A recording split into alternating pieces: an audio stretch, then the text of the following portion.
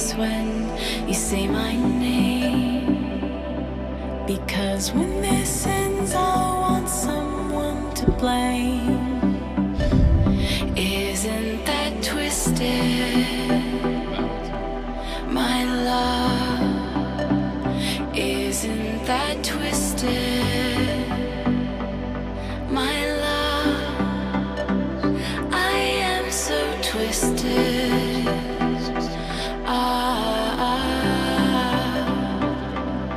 My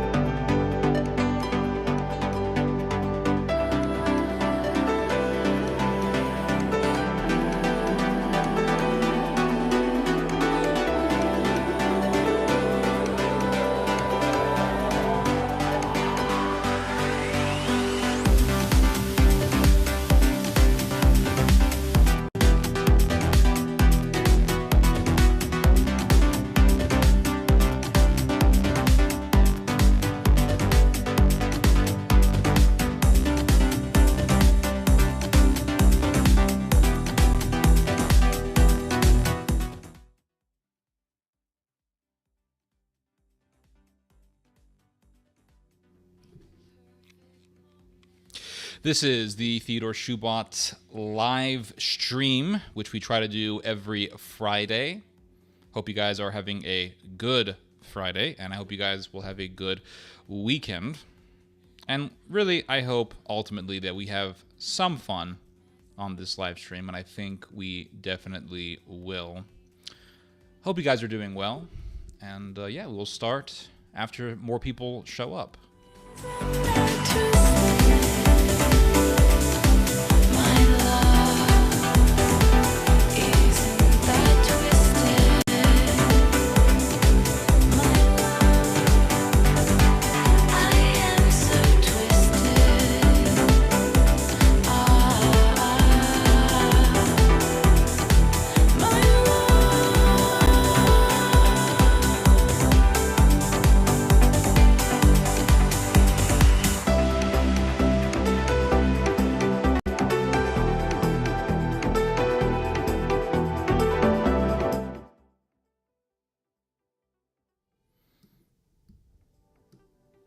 So we have 7 people with us. I think that's a pretty good number. 7 people, that's basically like a dinner, right? That's like a party, a get-together. And really, that's what these Friday live streams are at the end of the day, right? This is a get-together. Just I've got to step back, just give me a moment. I've got to step back a moment,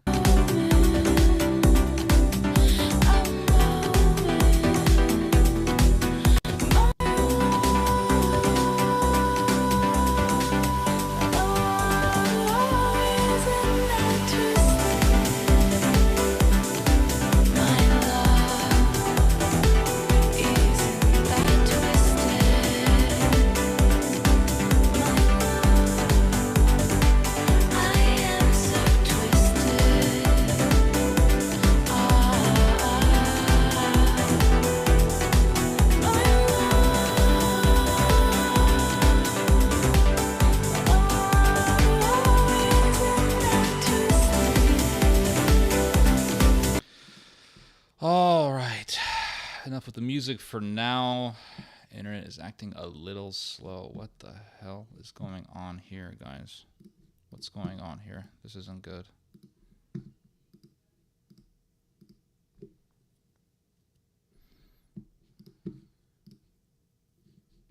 Okay, we have 10 people online. Can you guys hear me? Are we good? Are we good? Can you guys hear me? Are we good? Hello, Rusty Shackleford. Hello, Remy Kissius. Hello, Joshua George. Hello, I already said it. Hello, Goose Hunter. Good music, 6.5 out of 10. So, we have 10 people on. I think that's a good enough number. I think that, okay, the sound is good. I've noticed in these last few live streams that I haven't allowed you guys to vote, or I never really like gave you guys the opportunity or the space to vote for particular songs, and I just want to apologize for that. The reason why I would skip uh, giving the people their vote is not because I'm some sort of a dictator, right? I'm not Netanyahu. We still have the Knesset. The Knesset is still going to be honored.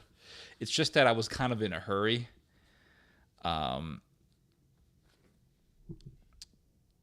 Yeah, last week I wasn't having a very good day. I had to do a meeting, and there was a bunch of other stuff happening, and it was just not my day last week. So I wanted to give time for you guys to give me musical recommendations, but I was in a rush, right? So I tried to do everything in a rush, and yeah, the last live stream is the live stream that I'm least proud of. Was not a very good live stream. We did have some fun. I was a little bit on the crankier side. I was bashing all the music you guys were. I was bashing all the music you guys were sending me, and it just wasn't very good. Now, granted, my opinions on those songs were sincere, but I think I was just a little bit too much. Just a little bit too much. I was cranky. Yeah, sure. Ted, how do Calvinists make sense of it? Is harder for a rich man to be saved since we are all equally dead in sin and can't be saved. So what makes being rich any harder? Yeah, Calvinism doesn't make sense. That's the reason why. There's actually a verse in the Bible that really just strikes down Calvinism. It's in one of John's epistles, where St. John says that he did not come just to save us, but to save all the world. Let me try to find that verse. Hold on a second.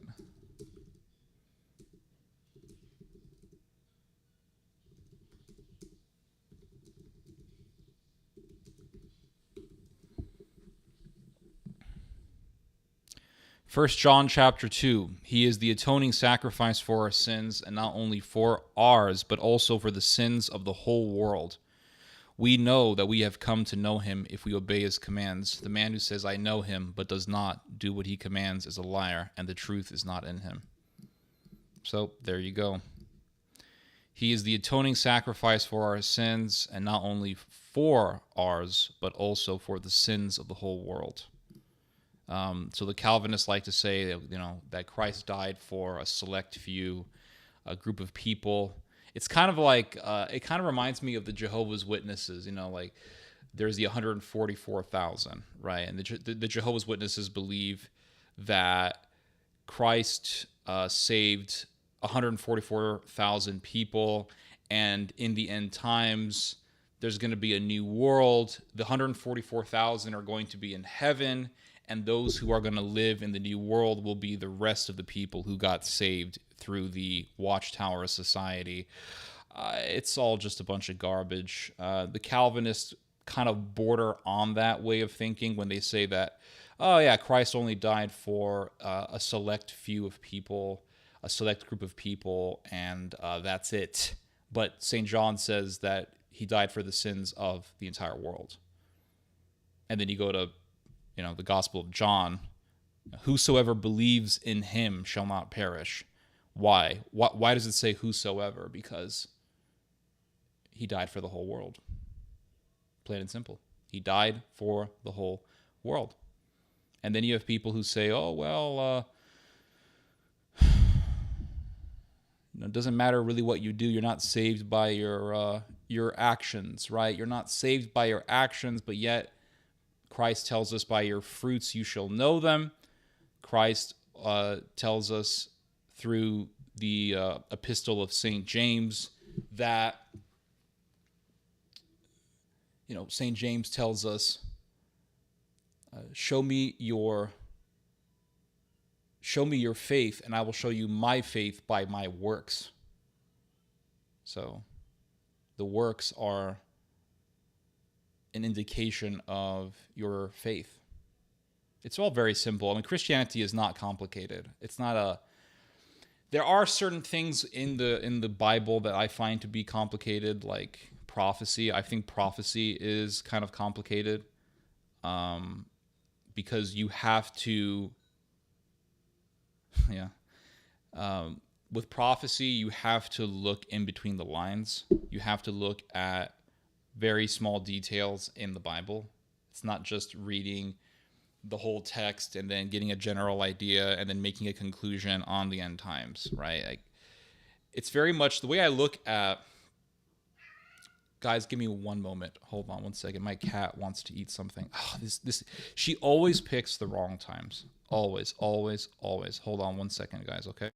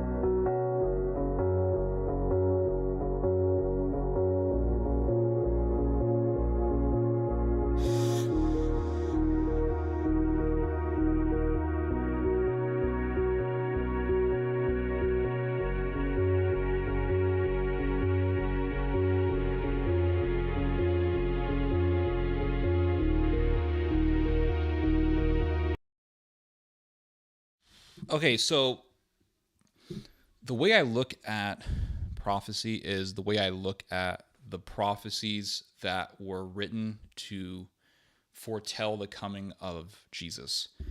When you read the prophecies in the Old Testament about the coming Messiah, and then when you read the New Testament where it references these prophecies in connection with Jesus, it's like these aren't exactly verses that people generally would have read and thought, oh yeah, this is talking about the Messiah. Like, zeal for my father's house eateth me up. And that verse was a prophecy. It was prophetic, and it foretold the Messiah going into the temple and whipping out the money changers. And when Jesus unsheathed his whip and beat up a bunch of merchants and assaulted them, the disciples looked at what Jesus did. They looked at what Jesus did, and they realized what that verse meant, right? They realized that verse in the Old Testament where it says, zeal for my father's house eateth me up, was prophesying Jesus doing exactly that action. It was prophesying Jesus driving the money changers out. But generally speaking, people would not have guessed that, right? Generally speaking, people would not have read that verse and thought, oh yeah, this is talking about the Messiah clearing out the temple. Or, it talks about coins being traded, coins being accepted in exchange for killing the Messiah. It talks about a bribery of coins in the Old Testament, and that was referencing Judas.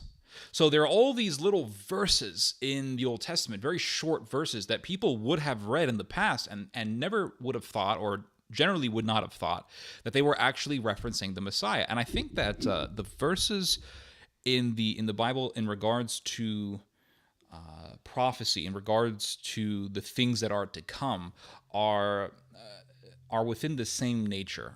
They are within the same.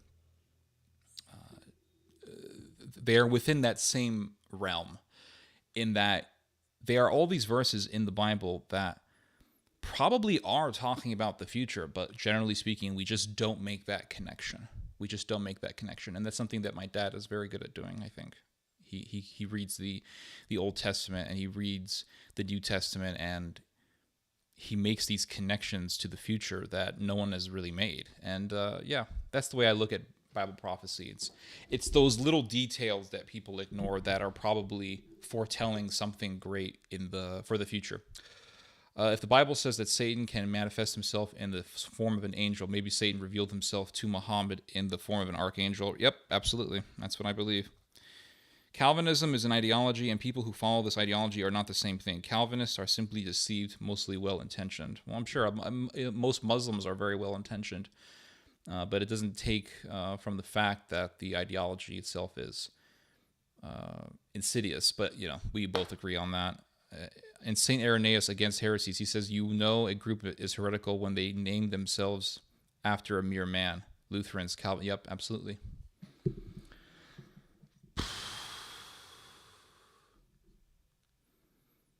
Calvinism is selected from Christianity. It reminds me national. Yeah, it's like Christian Nazism. It's like we're part of the group. We're part of the group sort of thing. Calvinism is a cult akin to Islam. Yeah, it has overlap with Islam. I mean, they both reject free will. Many parts of Calvinism make sense, other parts not. The Calvinists will say that it means all kinds of men, and the R refers to the apostles.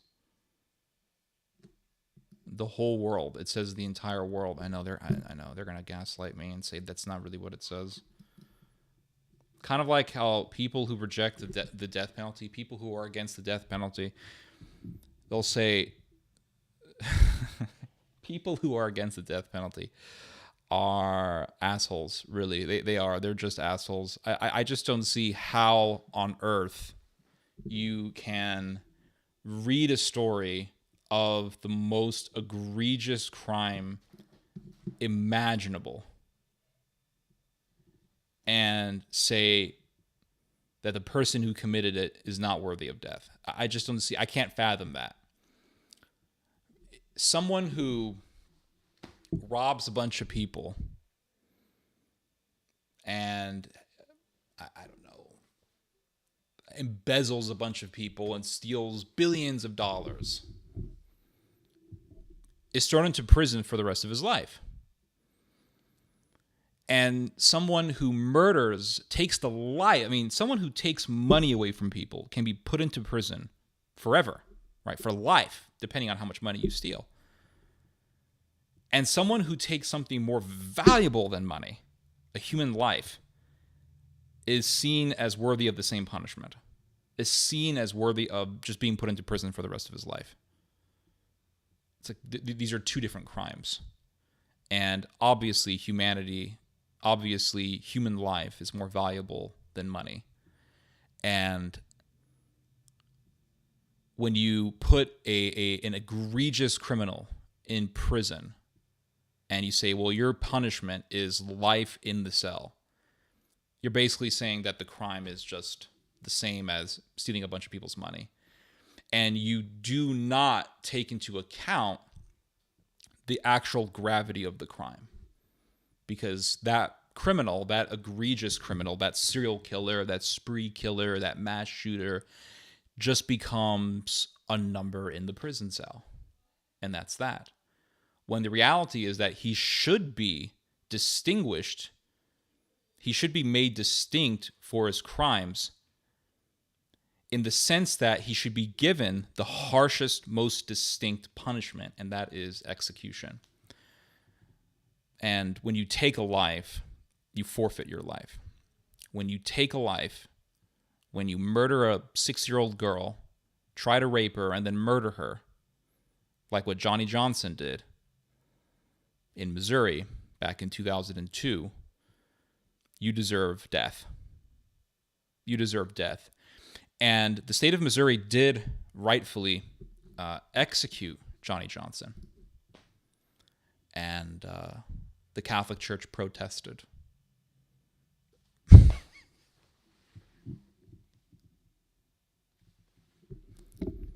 The Catholic Church protested the execution of a child rapist and murderer.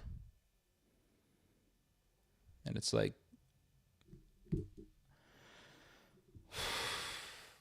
it's a very heavy subject for me because this is the very institution that at one point in time fought for justice.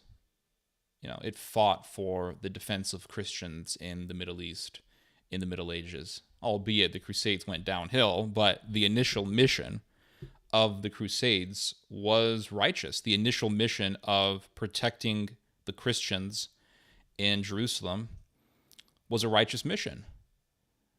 And now they're defending child rapists and murderers. And I remember going to the authorities in the Catholic Church and saying, hey, there's a priest here who's pushing for very disgusting teachings. He's pushing the homosexual agenda in the Catholic Church. And two officials for the Austin diocese had a meeting with me, and they literally asked me, what do you want us to do? That's what they asked me. They're like, okay, what do you want us to do about it? After spending about 2.5 hours explaining all these things to them and having discourse with them about this issue. And I said, well, since you asked me, I want you guys to excommunicate him. He needs to be excommunicated for teaching homosexuality. And they said, well, we only excommunicate in very grave matters. What? Yeah, we only excommunicate in very grave matters. This is not a grave matter? Apparently not, according to the Catholic Church. So some priest teaching homosexuality, no protest. A child rapist and murderer gets executed rightfully by the state. Protest from Pope Francis himself. Tell me that this church is not corrupt. Tell me that this church is not evil. It is. I don't give a damn who you listen to. Trent Horn, Tim Staples. I don't give a damn. These people will defend the institution no matter how bad the institution is. They're just water carriers for the Pope. That's what these guys are. All these Catholic Answers guys. When you look at that story, and it's not just one event, it's not just one particular instance where the church defended this guy. It's like there's so many instances where the church has come to the defense of serial killers, murderers. I mean, just the worst of the worst. The worst of the worst.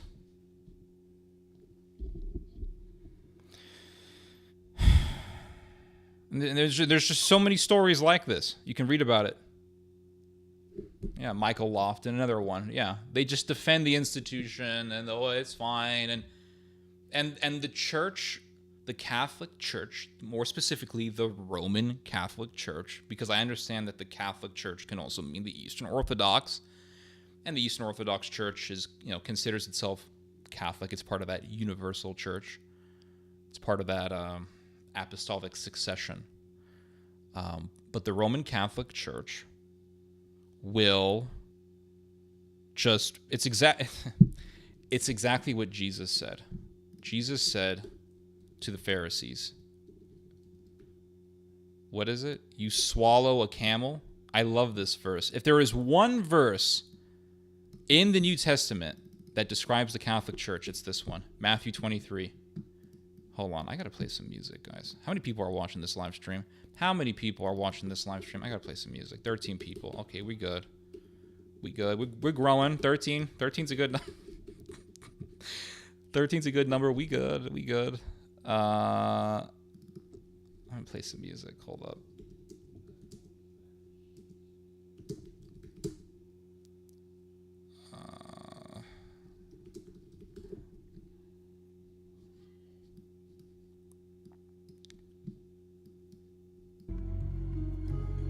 Gotta play that.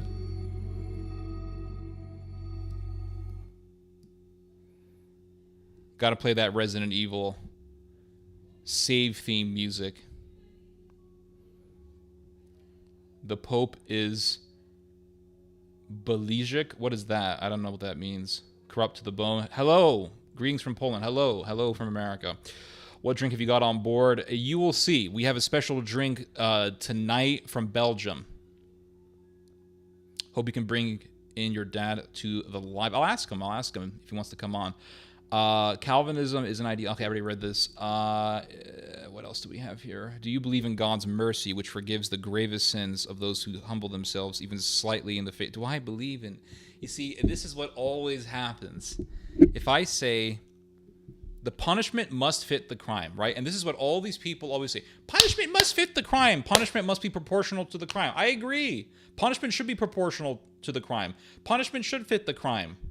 If I steal a candy bar, I don't think I should be executed for that.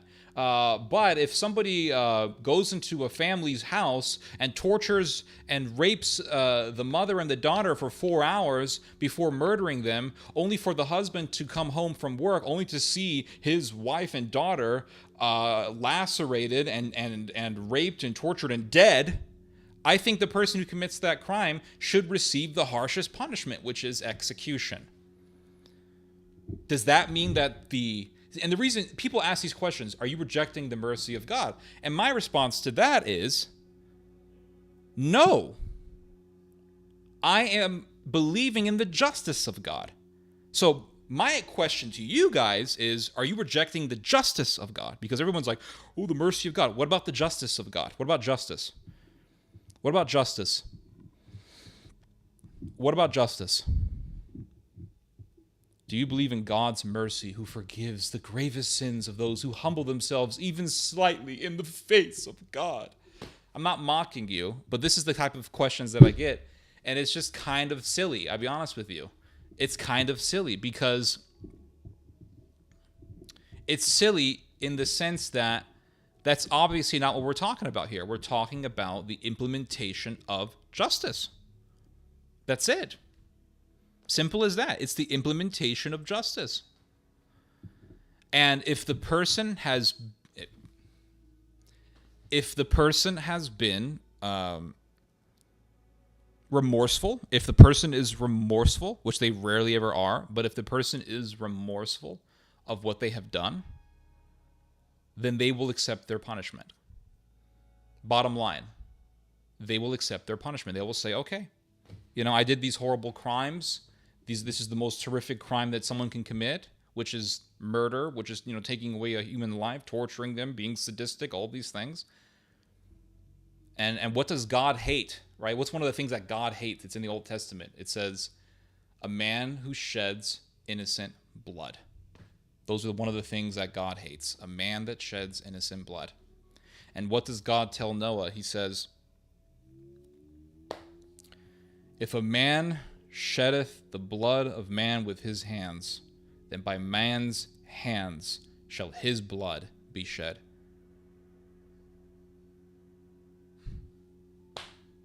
Right there before the law of Moses. It's outside of the law of Moses. It's outside of the law of Moses. It's not the law. You want to bring back the law of Moses. It's not the law of Moses. It's the law given to Noah, which in turn was given to all of humanity, because Noah is the patriarch of all humanity after the flood. So it was a rule it's a universal rule given to Noah and his 3 sons, who would later populate the whole world. It's very simple. It's not complicated, guys. It's not complicated at all. And the Pope comes out and says, well, no, forget the death penalty. No, we don't believe in that anymore. What? You don't believe in that anymore. Why not? Well, because we have better prison systems now, and it rejects. It's kind of a war on humanity, right? To have the death penalty. That's what the church teaches now. It's a war on the human dignity, and it's just a slap in the face of the victims of these horrible crimes. So forget the human dignity of Casey Williamson. Forget the human dignity of those 11 Jews who were massacred in Pittsburgh, Pennsylvania, in the Tree of Life Synagogue, massacred by Robert Bowers. Oh, and that's another thing. Since the Vatican has come to the defense of child rapists and murderers, I'm curious to see if the Vatican is going to come to the defense of Robert Bowers. That's what I would like to see. I want to see the Vatican come to the defense of a Nazi. I want to see it. I want to see how low the Vatican is going to go. And I want to see, because the Vatican is all about, protecting all human life, so now being pro-life is not just being against abortion, right? The word pro-life used to be just okay, you were against abortion, so now you're pro-life. But now, being according to this Catholic mindset, being pro-life has now been expanded to being against the death penalty.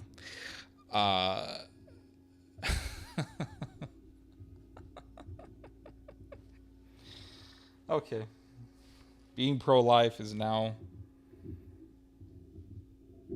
being against the death penalty. And you look at all these stories in the Old Testament of all these holy men of God and women of God, I should add, because you have, what was it? Was it Saint Judith, right? She killed the Holofernes. She killed the general of the Assyrians. You look at all these holy people in the Old Testament who killed people. I guess they were all they weren't pro-life, right? None of them were pro-life. Hello, Guts 166. Right? None of them are pro-life. Anyway, it's all just silliness to me. It's all craziness to me. And I was watching Trent Horn recently, and he was talking about the church's teaching on the Old Testament. I mean, on the death penalty. And I found it amazing how he would just say, well, yeah, the church did support the death penalty, but now it doesn't support the death penalty because doctrine evolves over time. This is what Trent Horn argued, right? There's a concept in Catholicism, and I'm not sure if this is taught in the Orthodox world, but there's a concept in Catholicism that teaches this idea of basically the evolution of doctrine. I don't know if I'm using the correct term. Let me look it up real quick. But it was popularized by this guy named Cardinal Newman. Evolution of doctrine. I want to see here. Where's the development of doctrine? Hold on. Let me look this up real quick. So development of doctrine, that's what it's called. You can read about it. Wikipedia's got an article up on it. So development of doctrine, it was this idea that was popularized by Cardinal Newman. And development of doctrine is a term that the church will use anytime they want to justify anything that they want to teach. Listen, I'm not a wizard. I'm not a prophet. I'm not a fortune teller or anything like that. But looking at the road that the church is going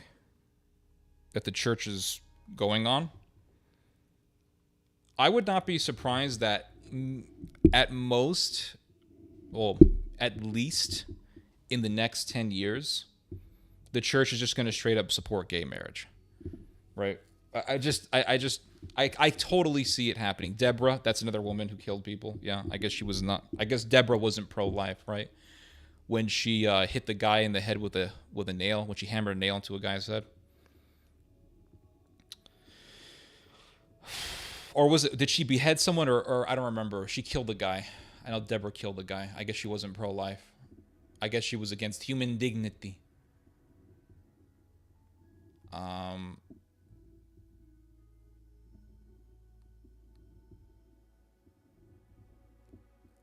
But yeah, I'm not a fortune teller. I'm not a prophet. But looking at the road that the church is on, I would be surprised that the church doesn't accept gay marriage in the future. It's so obvious to me the path that it's going. It's so obvious to me.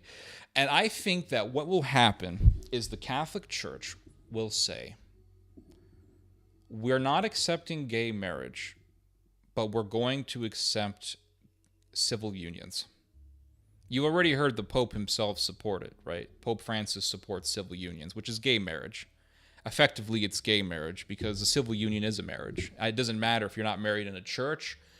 It doesn't matter if you're married in a synagogue or a mosque or a government or whatever. You're married, right? If you get married in a synagogue, you're married. If you get married in a mosque, you're married. If you get married in a Catholic church, you're married. If you get married in a Protestant church, you're married. If you get married in a non-denominational, discotheque, swinging, purple-colored evangelical church, you're married. If you get married in a government house, in a government building, you are married. Under God, you are married. That's it.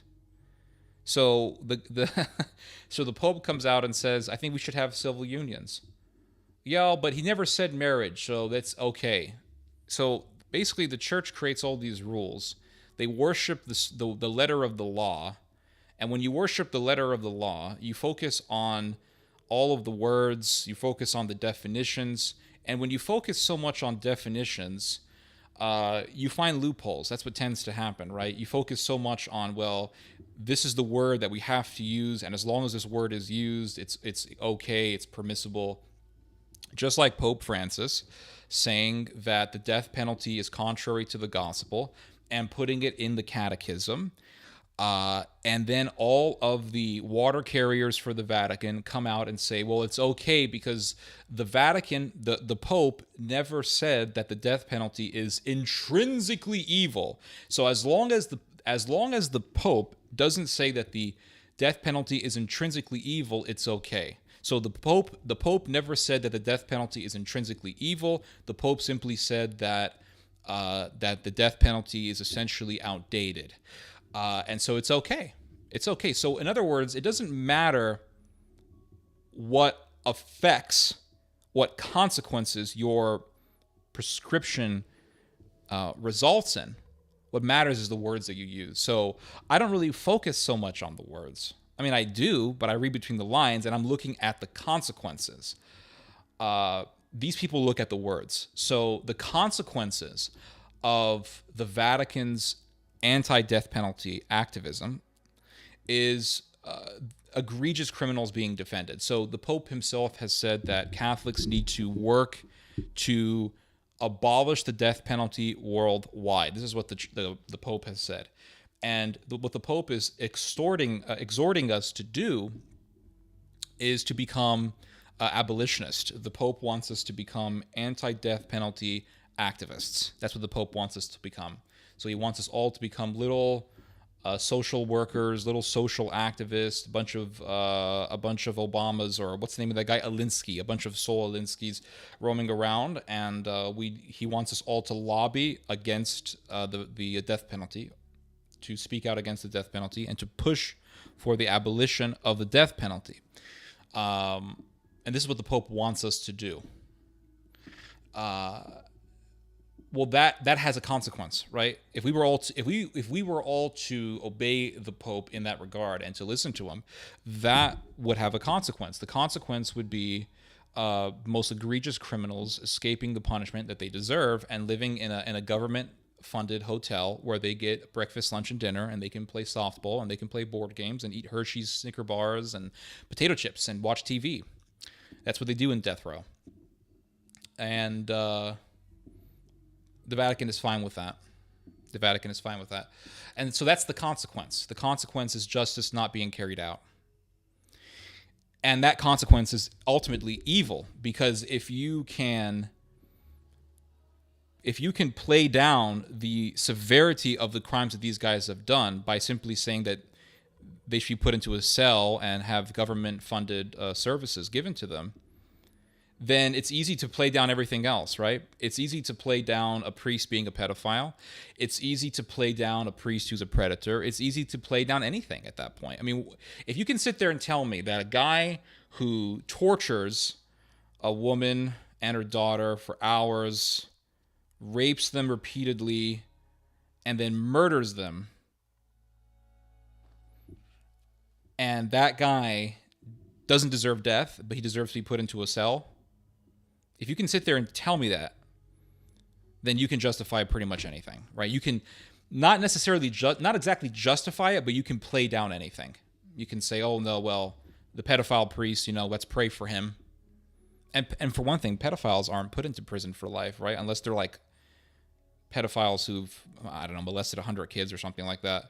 But if you have these pedophiles who get out of prison all the time, and they put them in a sex offender list, and then they say, well, you can't be within 100 meters of a playground or a school or whatever.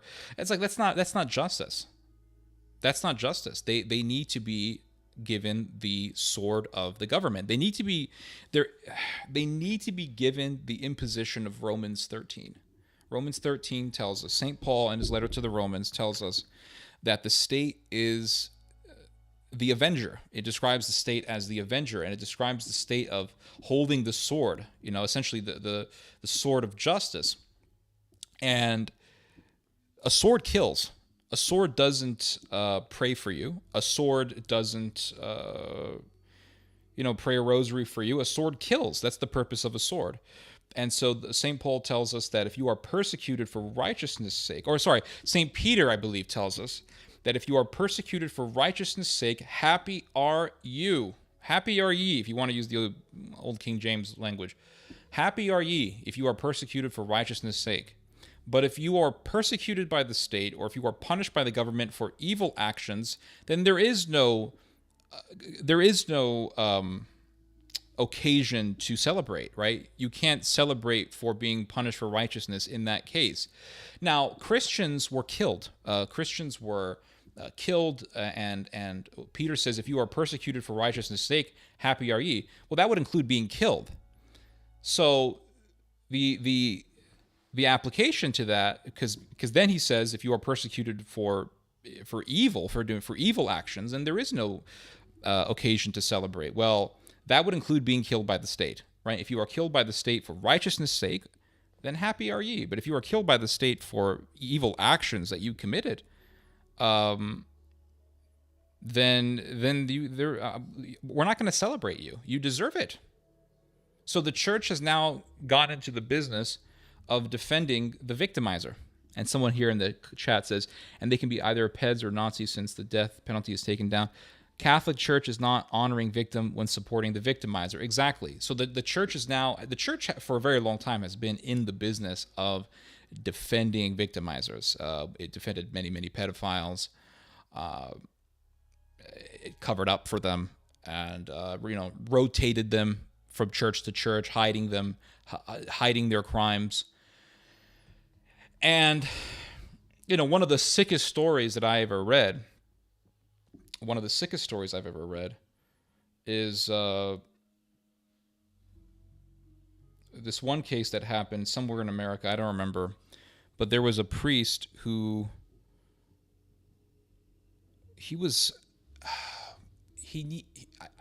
I'm not sure exactly what happened to him physically, but this nice Catholic family gave him a place to stay, right? They let this priest stay in their home. Then they were informed that this priest had actually molested dozens of children, dozens of boys. And this Catholic family told this priest, can you please not molest our son? Isn't that strange? Isn't that strange that knowing you have a pedophile in your house, you beg that pedophile not to molest your son, not to molest your child, because of the religious attire and the religious title that pedophile holds? Isn't that just sick? It's sick. I mean, I can tell you right now, if my father gave refuge to a priest only to find out that he was a pedophile, I mean, my father would just not stand for it at all. My father would have physically removed him. Literally physically removed him. Like, just gotten rid of him. That's it. Called the police, tell him there's a pedophile in the house, throw his ass out. I mean, that would be it. There would be no asking. There would be no requesting. But this is a reflection of the state of the church, to the point where people have become so filled with this obeisance, with this blind obedience, with this indiscriminate obedience, indiscriminate submission, that a priest can be a total pedophile, and they will be nice with him. And they will, bad parents, yes, absolutely. And they will, make nice requests please don't touch my child. It's just crazy to me. That is absolutely insane. That's like if you have terrorists in your country and you say, please don't blow up any buses. Please don't blow up any buildings. Imagine if the state of Israel told the terrorists, terrorists, please don't blow up any pizzerias. Please don't blow up any buses. Terrorists, please don't blow up any buildings. Imagine, that'd be insane. Imagine if America told all the terrorists, please don't kill people. Don't do that. That's not how you prevent crime. You prevent crime by being harsh to criminals. and then you prevent crime. And the country is not harsh to crime. We're not harsh to crime. I mean, you have people who are in prison for the most horrendous crimes ever, and they're, even if they're sentenced to death, they just appeal it until they die. Until they die from cancer or heart disease or diabetes or whatever. Most people on death row do not get executed. That's the thing. Most people on death row will not see an execution, will not be executed. Most people will just die from some natural cause. Diabetes, heart disease, cancer, old age, whatever. That's not justice. And there's even a verse in the Old Testament where it talks about the crime of not being swift to punishment. Let me see here. Hold on. Bible verse about swift justice. I'm trying to find the verse here. Yeah, this Ecclesiastes chapter 8. And it says here in the Bible, when a sentence against a crime isn't carried out quickly, this is in the Bible. They're going to deny this, right? They're going to say, well, we don't follow that anymore. We follow Pope. We follow the Pope Francis, okay? We follow the cardinal who covered up for a pedophile. Great. When a sentence against a crime isn't carried out quickly, people are encouraged to commit crimes. I mean, it's right there in the Bible. Like, it's right there. I got to show this to you guys. Hold up. I'm going to show you guys this. Hold up. Here it is, guys. Here's the verse.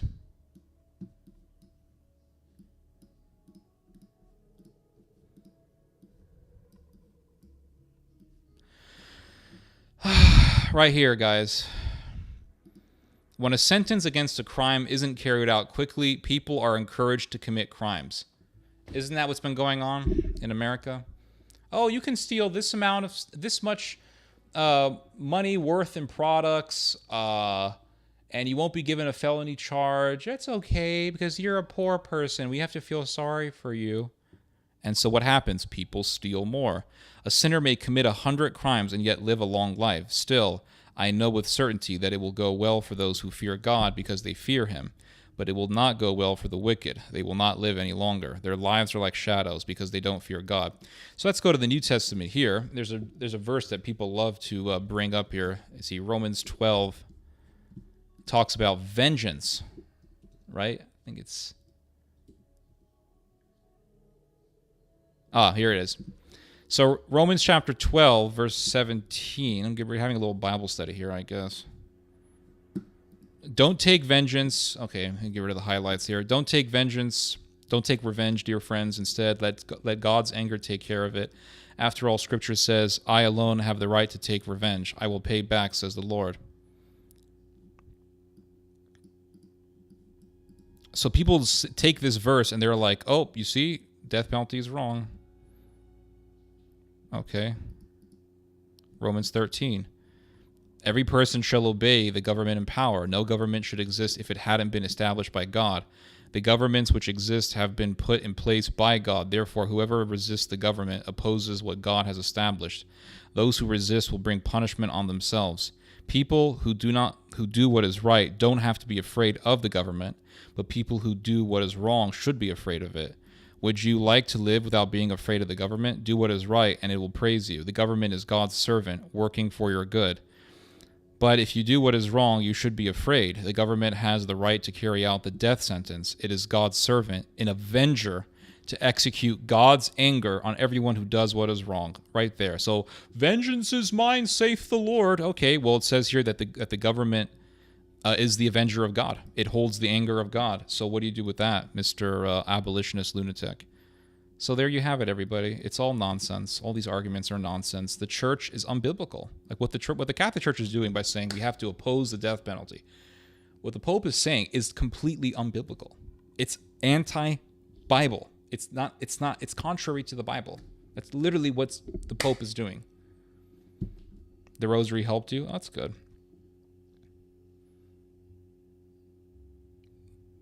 But the Pope is infallible. I mean, so instead of sitting here splitting hairs about what the Pope said and let's just look what the Bible says. It's very clear, right? I don't need the Vatican to tell me that homosexuality is wrong. I knew homosexuality was wrong when I was a child because my parents told me that is wrong. I've always known that It's wrong. I read the Bible. It says it's wrong. It's wrong. I don't have to ask a priest like some tool, okay? And, it's just crazy. It's just so crazy. So do you have to go to the priest to tell you that murder is wrong? Do you have to go to the priest to tell you that homosexuality is wrong? No. You know all this stuff is wrong, right? You know all that stuff is wrong. So the Bible tells us right there that the state is the avenger of God. The state holds the vengeance. And when the state is not doing what is right, it's not observing its position correctly. It's not. Yeah. The stuff about aliens, it just looks like a big giant distraction, if you ask me. It just sounds like a giant ass distraction. Anyway, let's talk about something else, guys. There's another thing that I wanted to mention to you guys. There was a very interesting article that came out today on the Federalist. This is a website that I haven't been on in a long time.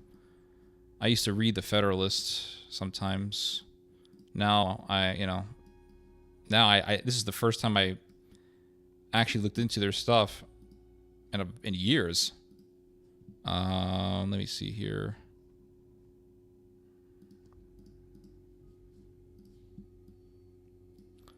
So it says here, so this whole thing about Donald Trump being indicted, there's two scenarios that I'm looking at. Well, three scenarios that I'm looking at.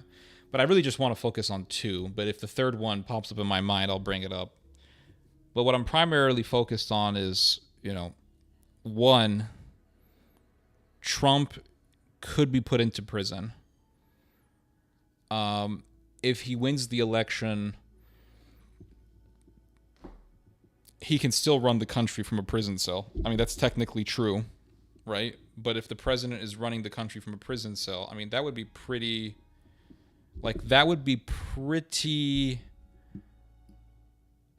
unprecedented. And a lot of the Trump followers who are very fanatic about him could, they could do violence, and they could do social unrest and things like that, civil unrest and not civil disobedience, but they could do civil unrest, right? And they could do acts of terrorism, and if that were to occur, we all know damn well that all the right wingers online would be saying that it's the CIA who's doing the terrorism, so they can blame conservatives, and that is a possibility. Anyway. That would be a possibility. But there's another scenario, and that is Donald Trump gets found guilty, and he gets found guilty. A jury says that he's guilty, right, because they hate Trump or whatever. And Trump appeals to the highest court in the United States, which is the Supreme Court. And the Supreme Court sides with Trump, and the Supreme Court says no, the sentencing is unjust, and it's unconstitutional, and it's wrong. And the Supreme Court sides with Donald Trump, and then Donald Trump will come out victorious. He'll come out as a marching hero who has conquered the elites, who has defeated the matrix, so to speak. So there's a very interesting excerpt in this article here. Now, there is a third scenario that I really fear, and that is Trump gets put into prison, and then you have a civil war. The question is, do the powers that be want a civil war? And if they don't want a civil war, then they're just going to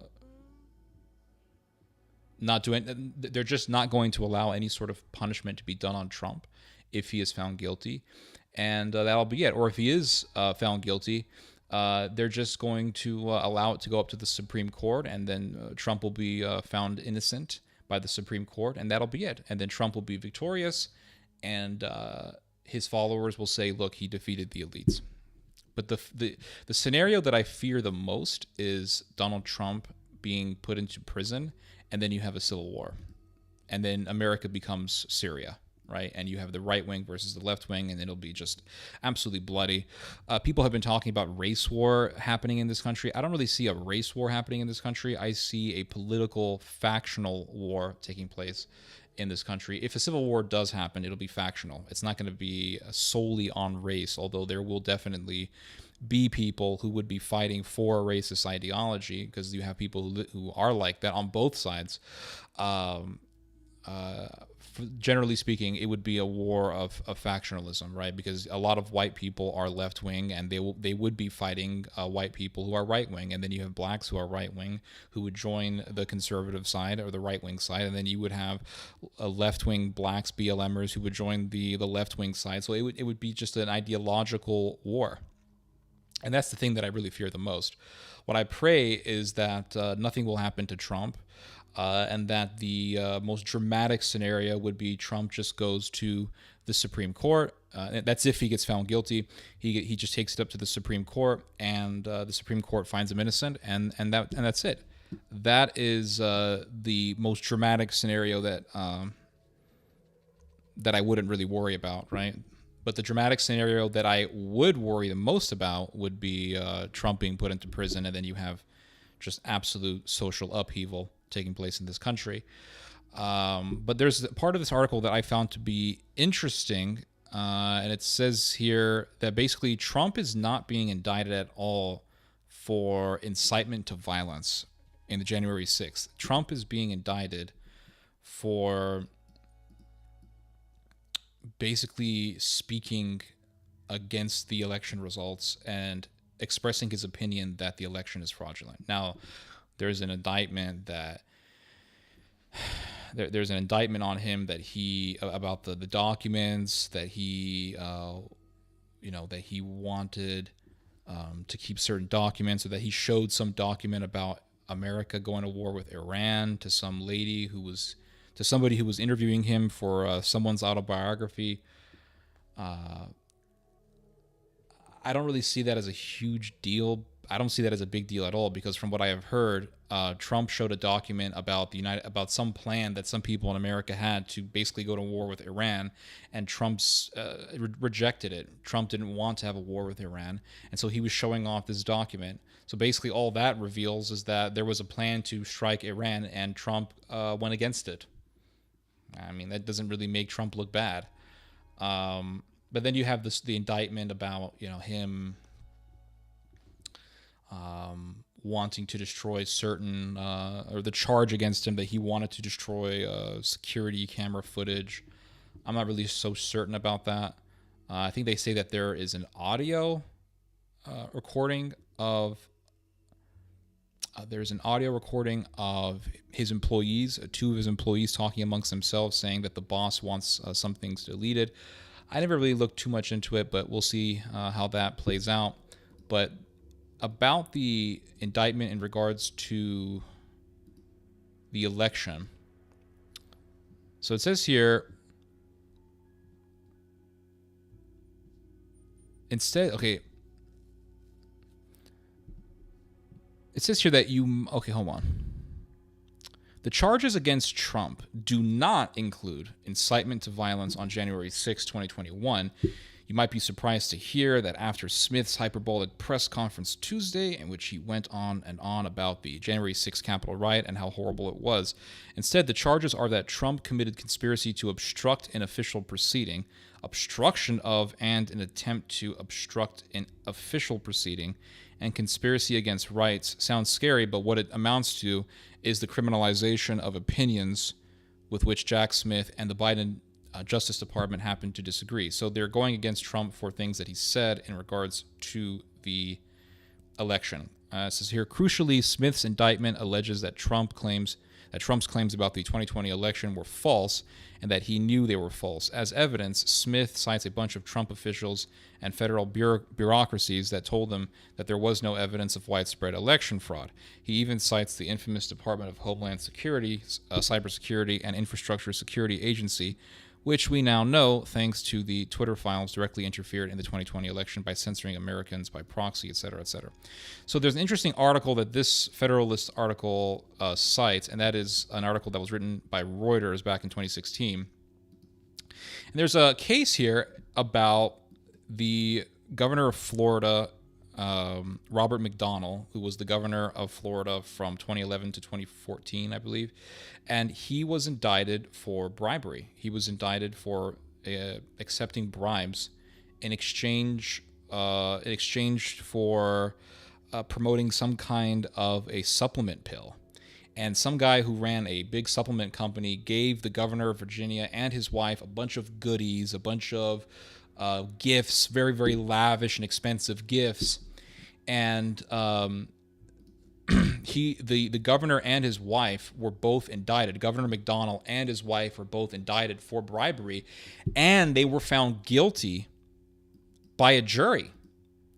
And what the governor of Virginia did was what he did was he simply just took the case to the Supreme Court.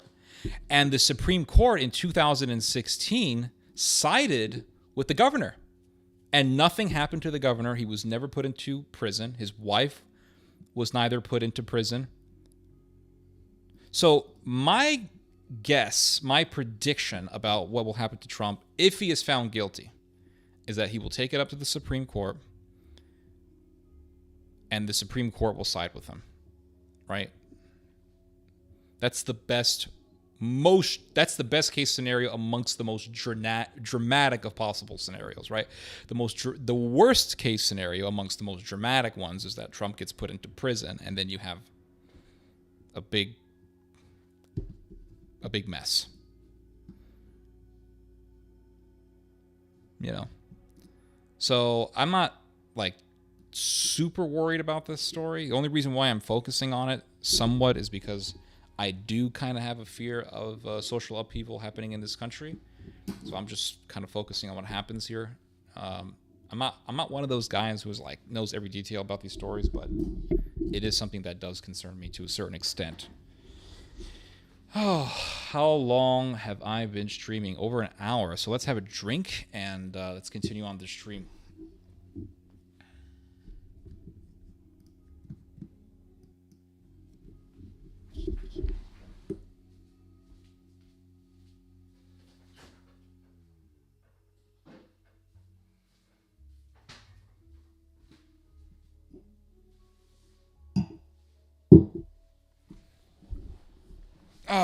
Okay, so this stream's drink, the stream for this Friday live stream, is Belgium beer. This is called Eau de Kriek. Eau de Kriek. Lindmans. It's a very old beer company in Belgium. It's been around for generations. This is a lambic beer. Lambic beer is beer that is made with, what's the term? It's like, basically, it's a beer that is used using wild yeast for fermentation, so yeast that is living in the air. And commercial beer companies will use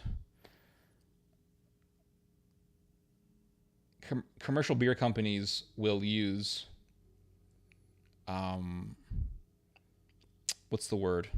Cultured yeast, so yeast that is developed in a lab. And that yeast is the exact type of species or the exact type of yeast that you need to convert sugar into alcohol. In Belgium, they like to use, I guess you could call it sporadic fermentation, but it's a fermentation. It's a fermentation process where they make the mash, right? They boil all the wheat and they boil the grain and they let everything cool down. And actually in the brewery, they will open up the windows and leave the windows open all night. And what that does is it allows all the yeast in the air, because in the air there's yeast, bacteria, all this stuff. It allows all the yeast in the air, the wild yeast, to go into the brewery, into the mix, and start converting the starches into sugar and start eating up the sugar to convert it into alcohol. And there are several different types of yeast and bacteria that are unique to that region of Belgium that enter the what they call the what do they call it? I forgot the proper term for it in the beer world. It's basically the mix, right? They call it the wort, right? So it enters your wort. The wort is basically beer before it becomes beer, or beer before fermentation. They call it the wort. So when you take wheat, you boil it in water, you let it cool down. Before you add yeast and allow the fermentation process to commence, it's called the wort. So there are these types of there are these strands of bacteria and yeast that are unique to that region in Belgium, and they go from the air into the wort, and they begin to eat up the starches, convert the starch into sugar, eat up the sugar, convert the sugar into alcohol. It reminds me of how they make alcohol from rice in Asia. So, for example, in Korea, they make a type of alcoholic beverage called makgeolli. Makgeolli is unfiltered rice wine, so it's very cloudy and there's a lot of like rice sediments and things like that in there. And they don't actually add any sugar to the mix. They boil the rice, or they steam the rice. They wash the rice, steam the rice, and then once the rice has cooled off, they mix the rice in water and they add a fermentation culture known as nuruk. Nuruk is it's basically a bacteria and yeast colony. It's kind of like a SCOBY for kombucha. So you take nuruk. So the way they make nuruk is they take rice and they take different types of grain, wheat, barley, things like that. They take grain and they take grain and then they moisten it. And they put the grain in these little wooden boxes. And they wrap the grain in a towel. So they put a towel in the little wooden box. They put the grain in there, and then they lay the towel over the grain, and then they step on it. And they make a little brick because the wooden box acts like a template. And so they form a little brick of grain. They put that little brick inside a humid room, and they leave it there for like 15 days. And what happens in that 15-day period is different strands of yeast and bacteria enter the grain and live in it. They reside in the grain because they want to eat the starch. They take that grain mixture, they call it nuruk. They take that grain mixture, and what ends up developing on the nuruk is a fungus. And that fungus is a colony of bacteria and yeast, much like a SCOBY is for kombucha making. And they take that nuruk and they put it in, they mix it with the rice and the water. And all the bacteria and the yeast begin to do their fermentation. So you'll have one type of yeast that only eats starch and will consume the starch in the rice. And then that yeast will convert the starch into sugar. Then you have another type of yeast that will eat the sugar and convert it to alcohol. And then you have rice wine. It's a very, very interesting process, but it does use wild yeast and bacteria. They have a similar process in Japan. They don't call it nuruk. They don't use the nuruk in Japan. They use what they call koji. Koji is the fungus that grows on what is called the nuruk in Korea. I don't know what they call it in Japan, but it's the fungus that grows on the grain. And the Japanese will take that fungus from the grain, and then it looks like dry powder almost, but it's basically just dry fungus and like dried mushrooms, but reduced into a powder. And they just sprinkle that powder all over the rice, and they leave it there, and they'll put the rice in a wok or something, and then they'll wrap it around a warm blanket, and that gives a perfect warm atmosphere for the nuruk to cultivate itself, or for the koji to wake up and start eating the starches in the rice. And they take that rice, they put it in water, and they leave it there for however many days it takes, and then they have alcohol. So anyway, let's try this out. This is Lindman's Eau de Cric. And it says here, crafted by wind. Yeah, because the bacteria and yeast comes from the air. Lindman Old Cric Cuvée René is the result of 3-year fermentation process. So 3 years fermentation process, and they will put these beers in barrels, and they will age it for at least a year. And what they do to give it a better flavor is they'll take beer that's been aged for 3 years and they'll mix it with that 1-year-old beer, and that gives it a more oomph, right? Gives it a better flavor, a more developed flavor. And I think there's a reason why it takes longer to make a beer with wild yeast than it does a beer with cultured yeast, because when you use a cultured yeast, you're using a yeast it's the top brewer's yeast. It's a yeast that is the best yeast for quickly converting sugar into alcohol.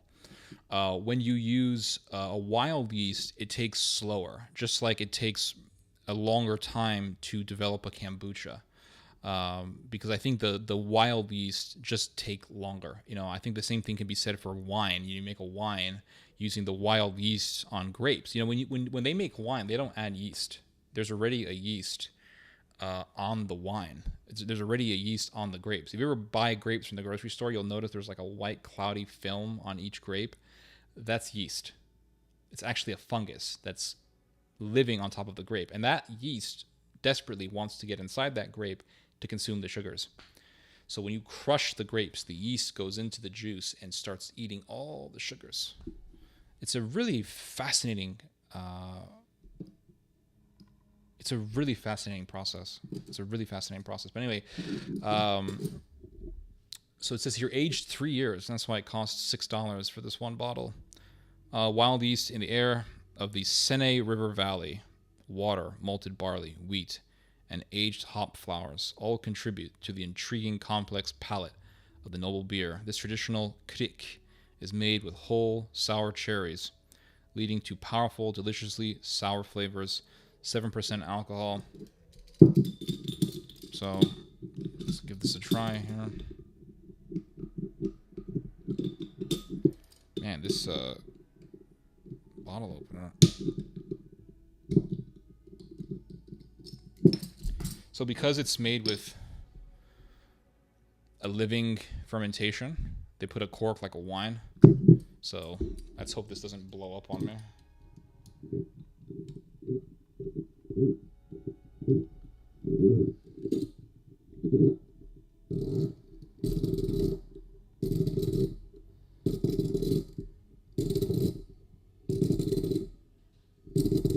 We're opening up this wine bottle here.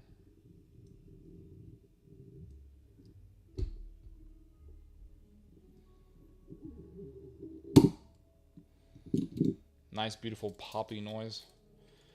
There was a lot of force. With that pop because you could feel it, which means that the fermentation it's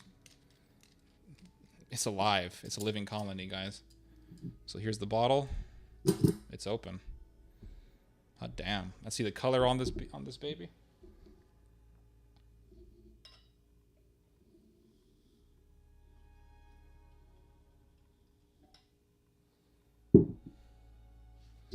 So because it's made with cherries, you get the red color.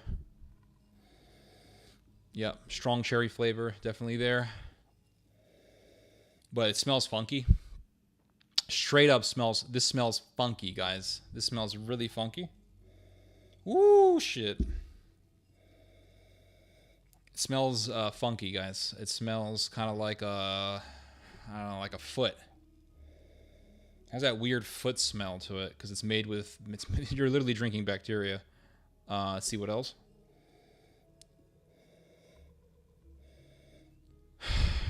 Yeah, you can smell it just has that fermentation smell to it. It's just very much alive, this thing. Let's give it a taste.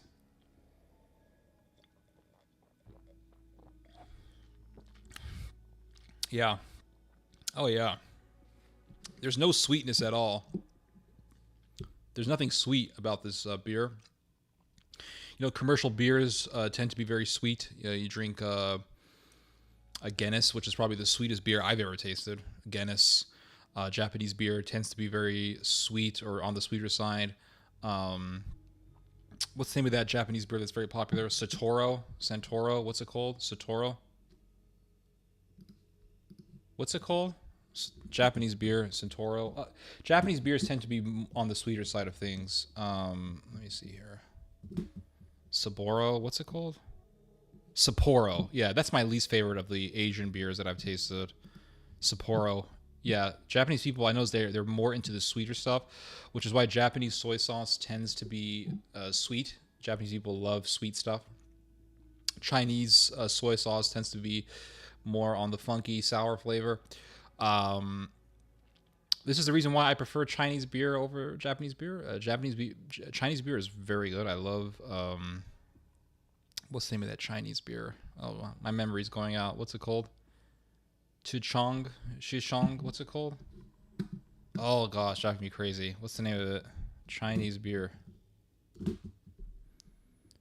Tsingtao. That's a very good Chinese beer.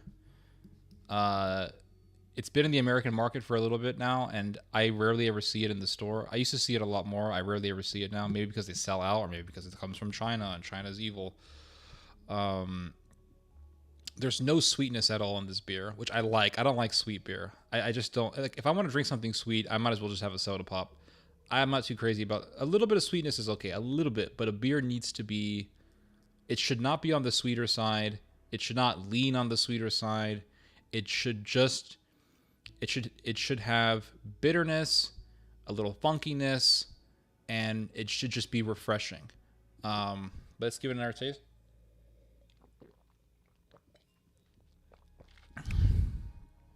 You have a glass of Remy Martin VSOP 1995. Damn, dude, that's really nice. Tsingtao, yes, drinking beer with a wine glass. What a blasphemous act. I think it's beautiful. Japan has the best tasting fruits, so I've heard. I don't know, maybe. Yeah, this is pretty good. Let's give it another. Let's look at the color on this thing again. So let's give this a closer look in the color. So here.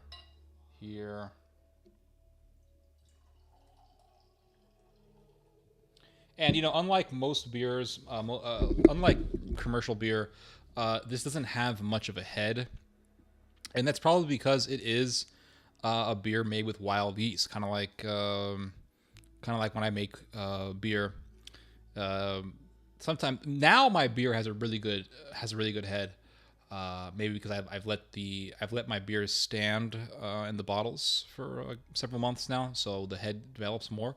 But the head on this one, not that big. I'm guessing it's because of the fact that they use wild fermentation and they're not using cultured yeast. I could be wrong, but that's my guess. Usually when I make kombucha, the heads are kind of like this. They don't really develop immense foam, and I actually like that. I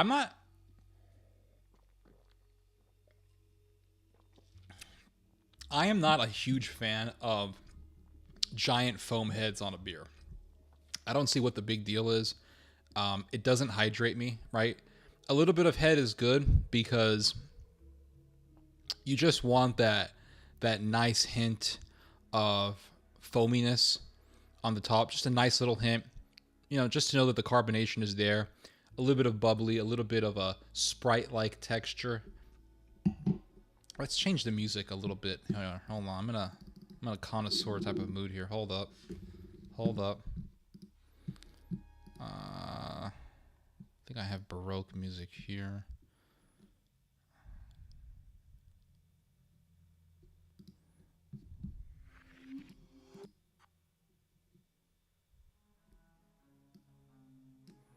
So, yeah.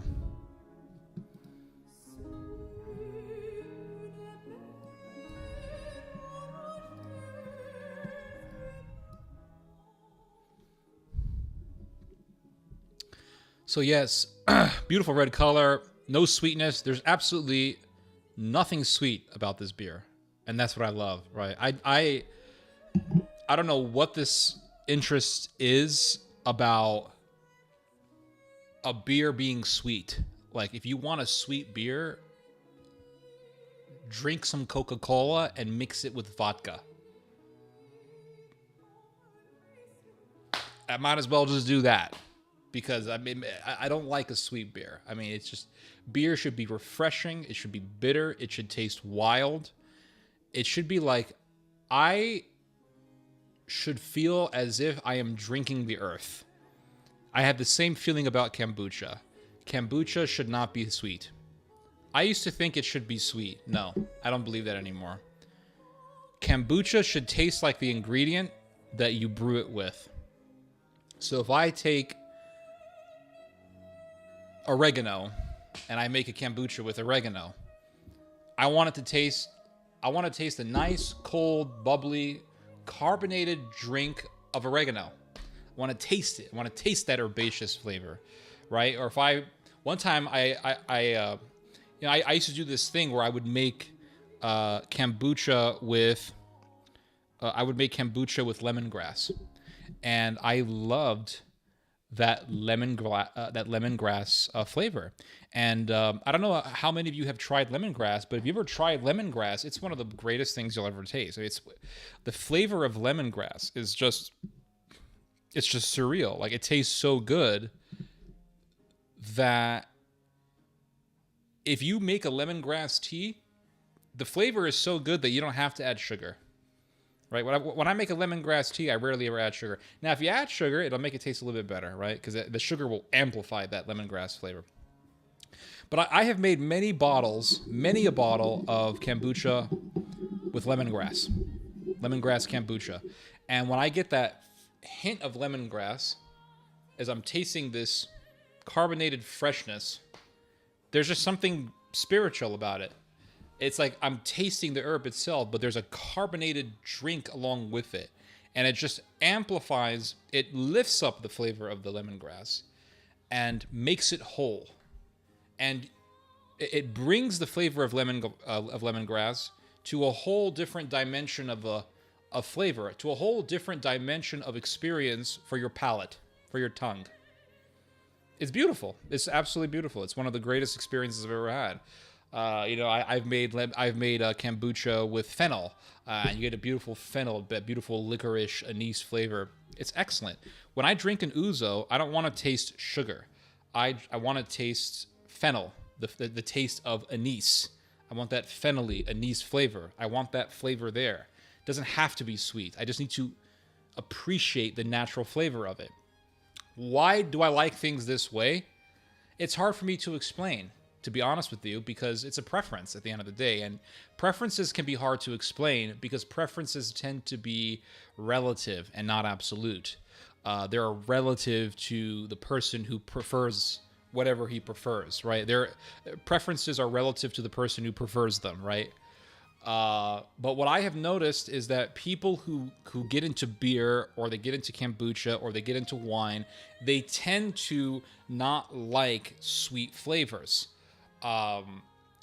Maybe in the beginning, when they first get into beer, they want that sweetness because they're so used to drinking soda pop. So they want to feel like they're drinking soda with a little bit of alcohol. But as they start tasting different varieties of beer, and that flavor of beer becomes more and more appreciated by the palate, for some reason, people tend to shift more towards favoring and preferring bitter, refreshing beers over sweet beers. And my experience has been the same. When I first got into beer drinking, I liked sweetness in a beer. And I remember talking to my father about this years ago, and he told me, beer should not be sweet, beer should be bitter. And okay, it doesn't make any sense, right, initially, because why would you prefer bitterness over sweetness? But for some oddball reason, when you start drinking more and more, you start to appreciate what bitterness can add to the palate, right? Your palate detects a handful of different flavors, right? There's like a handful of different experiences for your palate, right? One is sweetness. You have sweetness, and then you have savoriness. That's another thing, or saltiness. You have spiciness, right? Your palate can detect spiciness. Then you have umami, right? Umami is like the fifth element for your palate, right? Umami is MSG. Umami is seaweed. Umami is the unique flavor that you get from a tomato. Umami is something that you get from a broth. You make a really good chicken broth. You get an umami flavor out of it. Then you have tinglingness, right? There's a tingling sensation that your tongue can experience. And this comes from, this comes from eating things that are sour, like lemon or bitter orange. But it can also come from eating an ingredient like Sichuan peppercorns. Sichuan peppercorns are very unique when it comes to flavor. And for those of you who have not tried Sichuan peppercorns, I highly recommend that you do.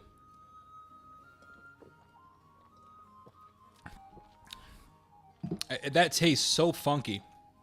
It's hard for me to describe flavor. You have to drink it for yourself to see what I mean. It tastes like almost like blackberries that are spoiled. There's like an off flavor there. But it's pleasant at the same time. It's hard for me to explain. There's a pleasantness to it.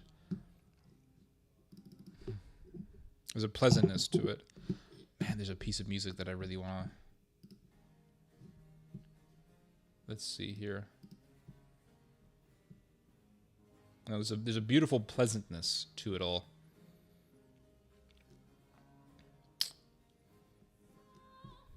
I love this music. It's such a beautiful piece of music. And what was I going to say? So, yeah, Sichuan peppercorns. For those of you who have not tried it, I highly recommend that you do. But the thing is that when you first try Sichuan peppercorns, the chances of you liking it are pretty low. That's from my experience. If you just take a Sichuan peppercorn, right, and put it in your mouth and chew on it and let your tongue sort of absorb what it has to offer, it's going to taste like a really bitter orange. That's what it tastes like. It doesn't taste like a lemon even. It tastes like a bitter orange. If you don't know what I mean, if you've ever seen a tangerine or an orange tree, a lot of times a branch will grow from the rootstock of the tree. So citrus trees always have a rootstock, right? When you buy a citrus tree or when you go to any sort of citrus farm, every tree has a rootstock because citrus growers don't use seeds to grow citrus trees. They use rootstocks. The reason for this is because if you try to grow a citrus tree from a tree, because of cross-pollination that occurs, you're not entirely certain what that seed is going to give you when it becomes into a full-grown tree, because that seed, all seeds are the product of cross-pollination. So when that seed was developing, it could have been the product of a cross-pollination between a grapefruit or an orange, or a grapefruit and a lemon, or a lemon and a tangerine, or a lemon and an orange, or whatever combination. Whatever sort of sex that could take place from citruses. So farmers don't use seeds; they use rootstock. So they use a rootstock for a hardy orange, also known as a bitter orange. The fruit, if you let that rootstock, so what they do is they take a rootstock, right? Then they take a vine from a citrus tree that they want to propagate to propagate its fruit, to grow its fruit. They'll take a branch from that tree, be it a grapefruit, an orange, a lemon, it doesn't matter, and they will embed that branch, or they will, what's the word? They'll stick that branch into the rootstock. I forgot the graft, right? They'll graft that branch into the rootstock, and eventually becomes a tree that's growing on the rootstock. Well, many times that rootstock wants to become a tree of its own. It just doesn't want to provide a life for this tree that's been grafted into it. It wants to become a tree of its own. If you allow a rootstock to become a tree of its own, it will produce a bitter orange. Those bitter oranges are they're not really that bad flavor speaking. A lot of people don't like them. They think they're unpleasant, but they see that people don't like the bitter orange. I have tried bitter oranges many times because I had two citrus fruits that ended up dying, and the rootstock grew into I have one tree that was initially some kind of a citrus, I think it was a tangerine tree, and I allowed the rootstock just to grow, and it became a full-fledged tree. And so I've actually been using the rootstock fruit, and it's a bitter orange. Well, if you ever taste a bitter orange, it has kind of like a tingling sensation almost, but that's what Sichuan peppercorn tastes like. Sichuan peppercorn tastes like a bitter orange. Now, when you first taste the Sichuan peppercorn, you're like, this is garbage. It leaves a weird tingling sensation in my mouth. But if you take those peppercorns and you fry them in oil and you mix hot red peppers into the oil and you add a little soy sauce and you add some oyster sauce and add a little sesame seed oil, a little bit of sugar, a little MSG, and you cook that flavor with a meat like chicken or beef or pork, and you serve it on a bed of rice and vegetables. Okay. Siri literally thought that I was talking to her. I said, "Shut up, bitch." You serve it on a plate of rice and vegetables. I mean, and then you taste the Sichuan. Then you taste the Sichuan. The flavor of the soy sauce and the sugar and the oyster sauce, the flavor of the meat, the flavor of whatever vegetable you have with it, combined with this tingling sensation and the spiciness of the hot peppers, it creates a whole new level of experience for food consumption. It's a very unique experience, and so beer is kind of like that, right? Beer is kind of like this, in the sense that when you first taste it, you may think that it sounds like garbage, or not sounds like, sorry, that it tastes kind of funny. You may think that it tastes kind of weird because it's bitter, or it's a little sour, or it's a little funky, or whatever. But for some reason, because bitterness is a part of our palate, we will eventually appreciate it. We will eventually come to like it, because, like I said, your palate has a handful of flavors that it likes. So, it's there's spiciness, tinglingness, MSG, umami, savoriness, but you also have bitterness. Bitterness is a part of your palate. It's something that your palate can recognize, and because it's a part of your palate, because it's a part of experiencing flavor, I think it's something will just click in your mind. You like lemongrass, yeah. Bison grass vodka, I've heard of that. I have not tried it yet.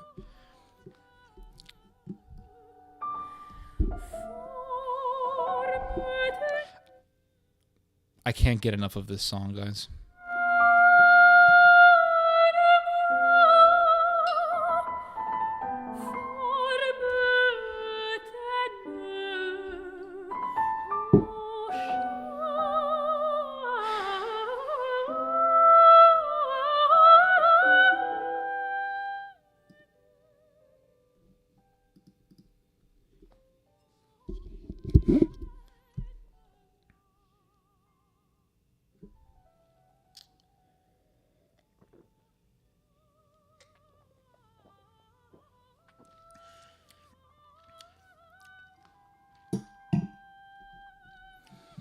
This is going to sound strange, but it almost has the flavor of meat. There's a slight beefy flavor to it, but that's obviously a result of the funkiness of fermentation.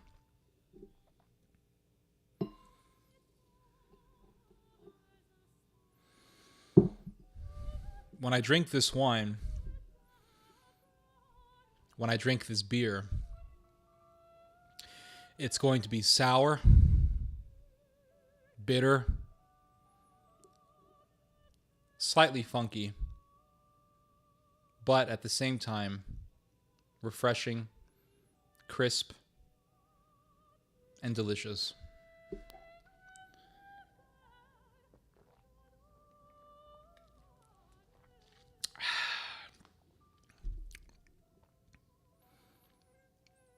Ignorance is bliss. Ignorance is bliss. I started reading this book. I got done reading this book, Early Indians, which is about the Indo-European invasion, or the Indo-European migration into India, however you want to look at it. Very fascinating read. I did a book review on it. I have not published it yet because I wanted to do some editing on it, but I started reading this book on the history of Europe. And basically, when you look at the history of civilization, what you find is that history simply just is a cycle of repetition, kind of like human life is. You know, we as individuals, we repeat the same thing every day, and every day seems like a repetition of the prior day. And it seems like we're just in a rat race, right? Because we are in a rat race. It seems that we are in a never-ending cycle because we are in a never-ending cycle.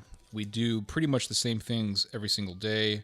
Our weeks always feel the same.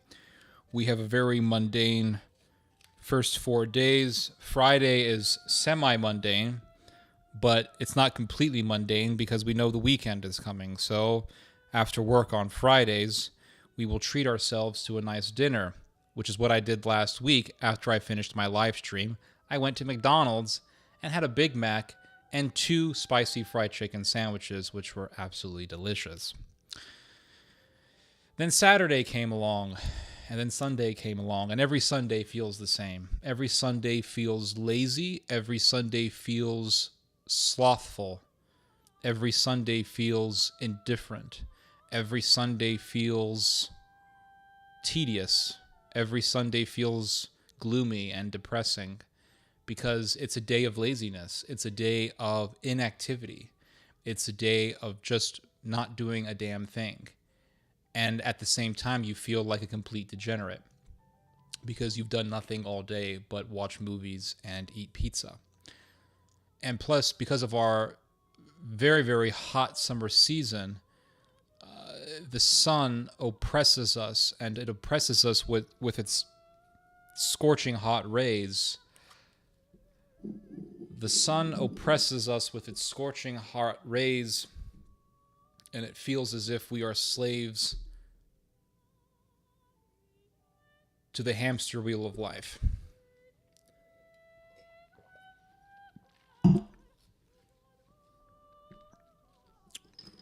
And so it is the same with human history. Human history is but a repetition of the same actions over and over again. You have kingdoms, you have revolutions, you have wars, and then we rebuild.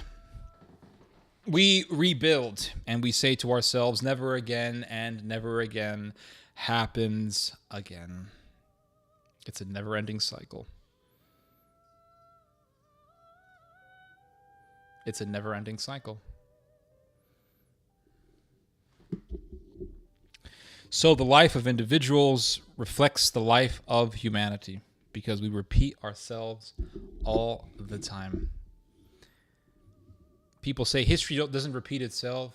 People aren't going to repeat the same things over and over again. Oh, no, that'll never happen. Germany would never go back to Hitler. Germany would never try to revive the Reich. Oh, that'll never happen. Then explain to me the phenomena of addiction. Explain to me the phenomena of people repeating the same mistakes over and over again. How many times have we heard of someone who says, well, I went sober and I was sober for years and then, something tragic happened in my life, so I went back to my addiction. Humans do the same things collectively as they do individually. Humans do the same things collectively as they do individually. Because at the end of the day, human beings are a cluster of consciousness, right? I mean, we're much more complicated than that, right? We have souls. We are eternal. Once we go beyond our flesh, we are eternal. We actually never die. Human beings don't die. We just go into eternity. We don't die. Our bodies die, but we ourselves do not die.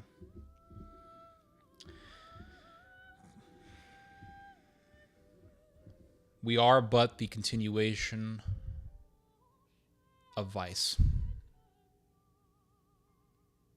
We are but the repetition of a continued return to vice. And that's what we are. Anyway, how long have I been streaming? It's been only an hour and 39 minutes. That's it? Oh my gosh. Okay, guys, let's do music. Let's do our musical recommendations.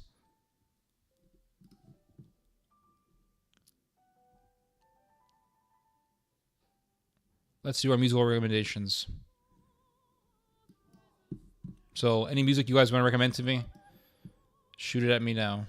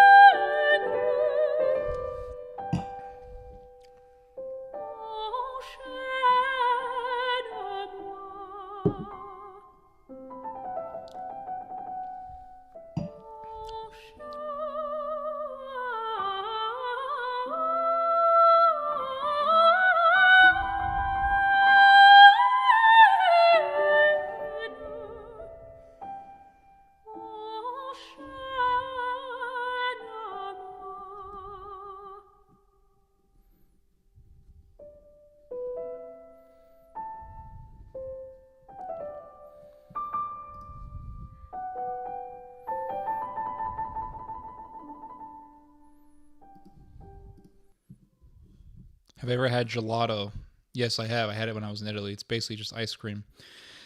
Musical recommendations. Any musical recommendations? Ugh, what's wrong with me? Any musical recommendations? Any musical recommendations?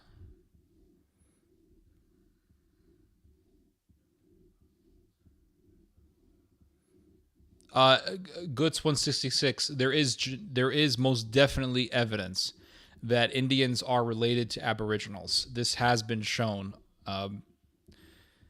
There are even linguistic studies on this. You'll see a lot of words used amongst Aboriginal Australians that are used amongst South Indians.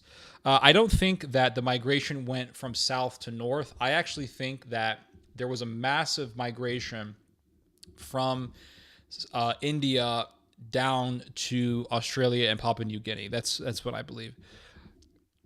I don't think it goes from south upward. That doesn't make any sense given the fact that humans began civilization in the Middle East. They began civilization in the Near East. From the Near East, you have a migration that goes all the way to Pakistan. You have the what's it called? The Indus Valley civilization that began in Pakistan, and then that is the civilization of the Dravidian people, and the Dravidian people would migrate southward and mix with indigenous South Indians, and these were basically Aboriginals. Ukraine, if they could, would revive Bandera, Shukovich, Artaris Bulba. It's scary. Yes, absolutely. Very true. Very true. There's a story actually that I saw today. A bunch of in Ukraine for 2 centuries, there has been this tradition to go to this church. I can look it up real quick. To go to this church. This was reported today in Russian media. Why isn't this coming up? Here it is. There's a church in Ukraine called the Holy Dormition Pocheyev Lavra. For 200 years, Christians have been going to this church as a pilgrimage. And for the first time, you have Ukrainian nationalists blocking people from going into the Holy Dormition Pocheyev Lavra.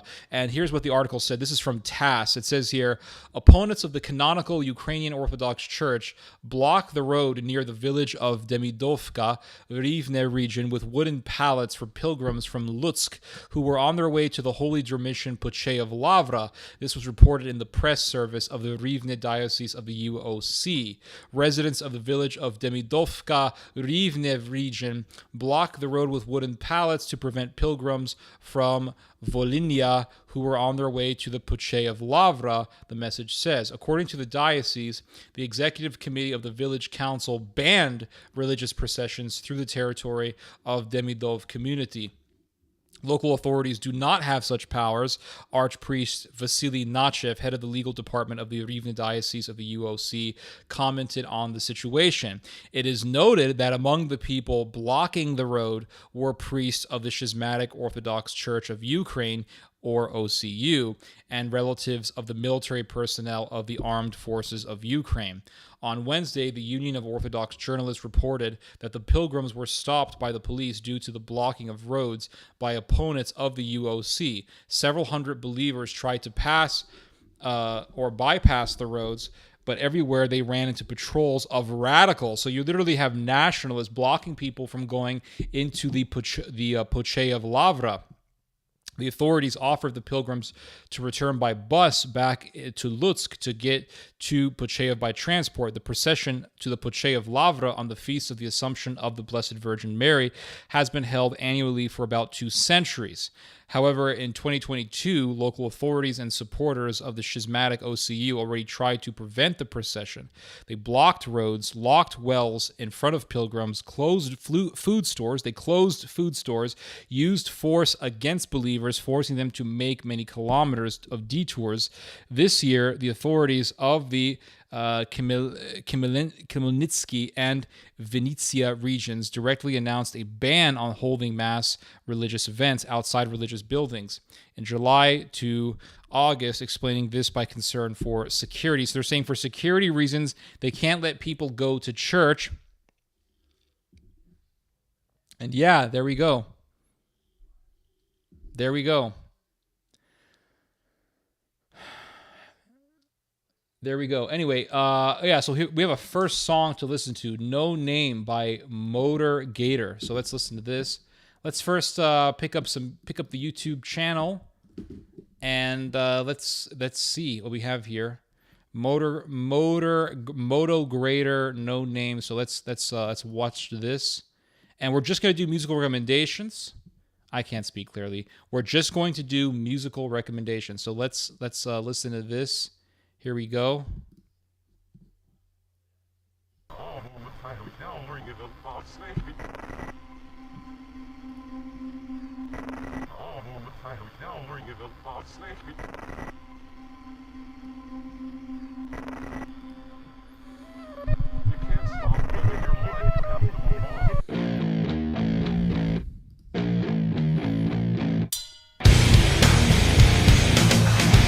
So we're already starting heavy. We have this Korn type of vibe going on, very new metalish. Let's listen to some more.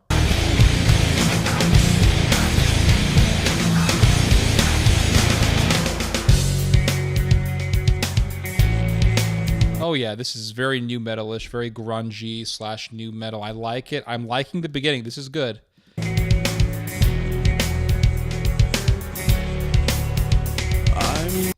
writing a letter to say that I'm leaving you.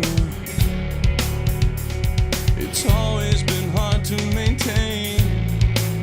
No one believed when they needed to. Well, sometimes some things are better left alone. And when the seasons change. So very early 2000s grunge, Kind of has a Nickelback kind of feel to it, but kind of mixed with Korn. I'm hearing some Evanescence vibes to it. Kind of reminds me of a male version of Flyleaf, and that isn't bad because Flyleaf made some very good songs. So let's hear some more of this. I like this. This is good. The sun may shine, but the darkness will remain. And should my reason sway, they'll bury me with no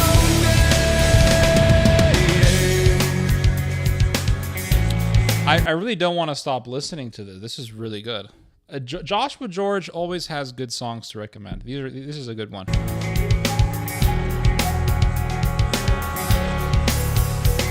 I've still got the picture you framed. There's only memories, memories. I'm finding it hard to explain. I don't feel anything, anything. Well, sometimes some things are better left alone. And when the seasons change.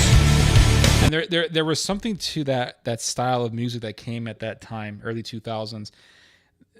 I don't know how to explain it, but there's this, oh man, See There used to do this, Evanescence did this. I don't know how to explain this type of chorus, but there was something that they did with the voice where it would, like, the way I would describe it is that it's almost like the voice would ascend upwards and then sort of go down. So you had a mix between consonance and dissonance, a mix between dissonance and harmony. And it was like, it gave you a bit of hope, but a bit of bitterness at the same time. There's just, I can't put my finger on what exactly was going on here. Left alone. And when the seasons change. Yeah, Linkin Park did this a lot. I cannot explain what this is called. I can't tell you what exactly this is called if there is a term for it. But there was this little thing that they would do in early 2000s music that it basically sounds like what they just did here in the chorus. And when the seasons change, the sun may shine, but the darkness will remain. And should my reason sway, they'll bury me with no name. And then here you definitely have a Korn influence. This is very Kornish. So you had a very grungy song, but with a lot of influence from nu metal. So here we go.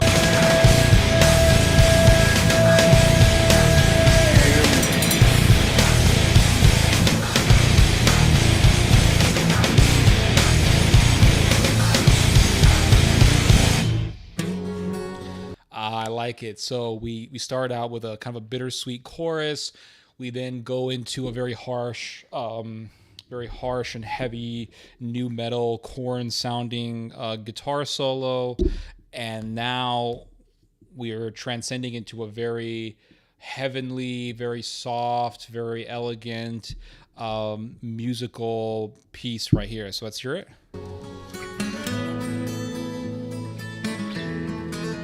So we go from very bittersweet to harsh to soft. I like it. There's a nice combination of different melodies happening here. I was reminded of you today. Oh, I like it. I like it. So it goes back to the beginning. I like it. So I've written this out to say that sometimes some things are better left alone. And when the seasons change, the sun may shine, but the darkness will remain. And should my reason sway, they'll bury me with no name.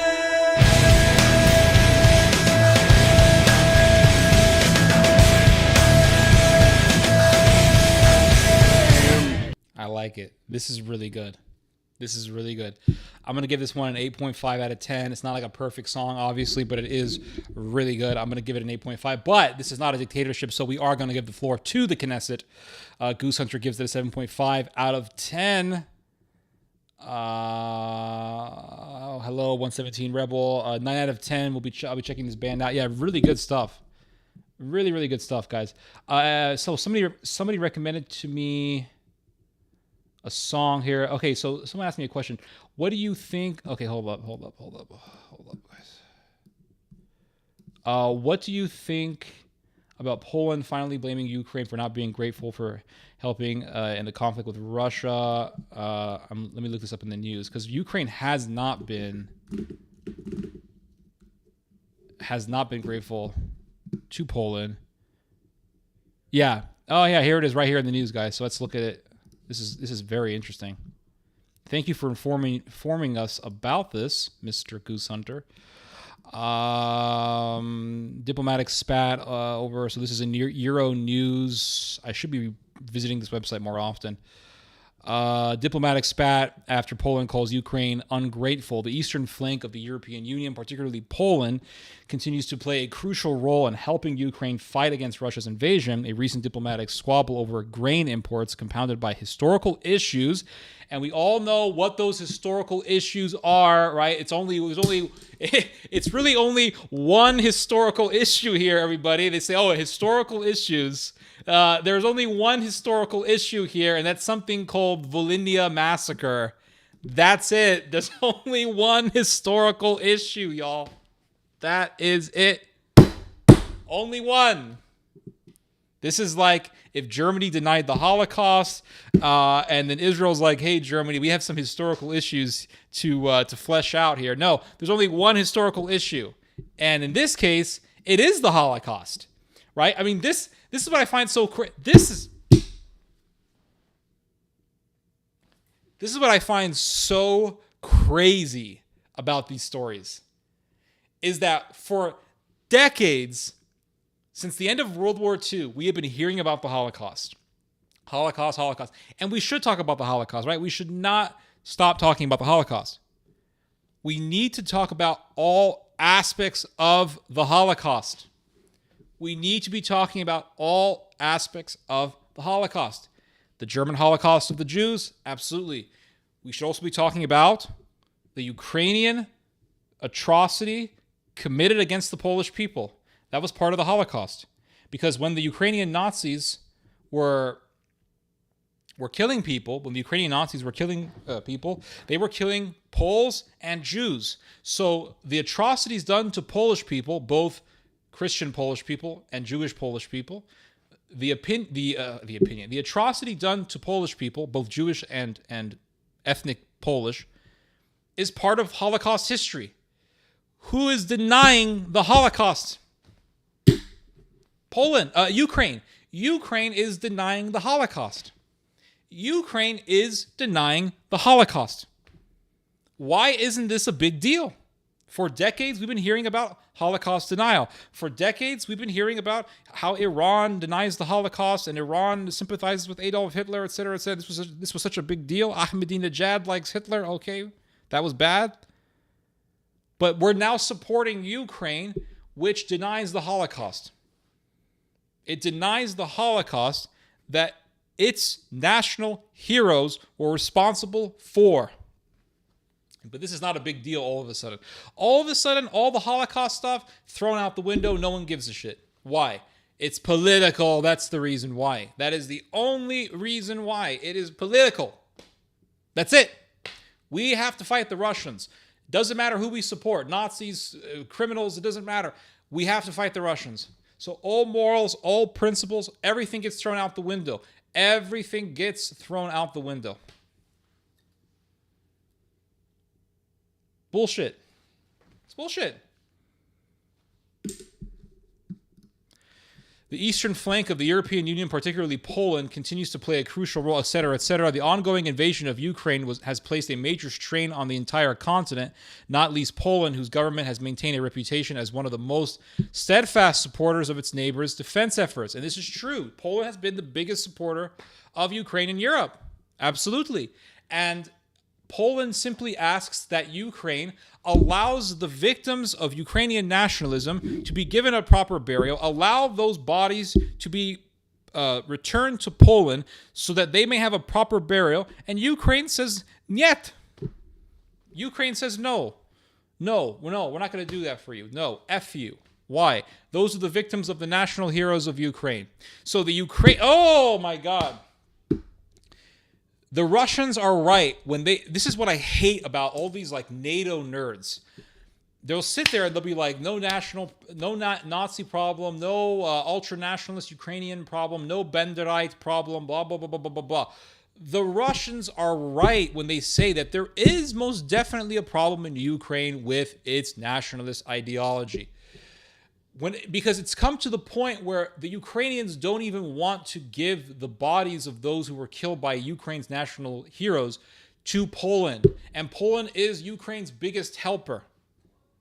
And Ukraine doesn't even want to allow the victims of Ukrainian nationalism to be given a proper burial. They still revere Bandera, Shukhevich, Melnik, all these monsters. It is a problem. And to sit there and act like, oh, I don't see it, no problem, no Nazi problem, Wagner. To sit there and pretend that it doesn't exist is very, very cringe. It's extremely cringe, everyone. It's like the liberals who say, oh, there's no crime problems. No crime problems in New York. No crime problems in Chicago. No crime problems in California. No, everything is fine. The police are the problem. Their eyes are shut. They deliberately gaslight people and act as if there isn't a problem when there is.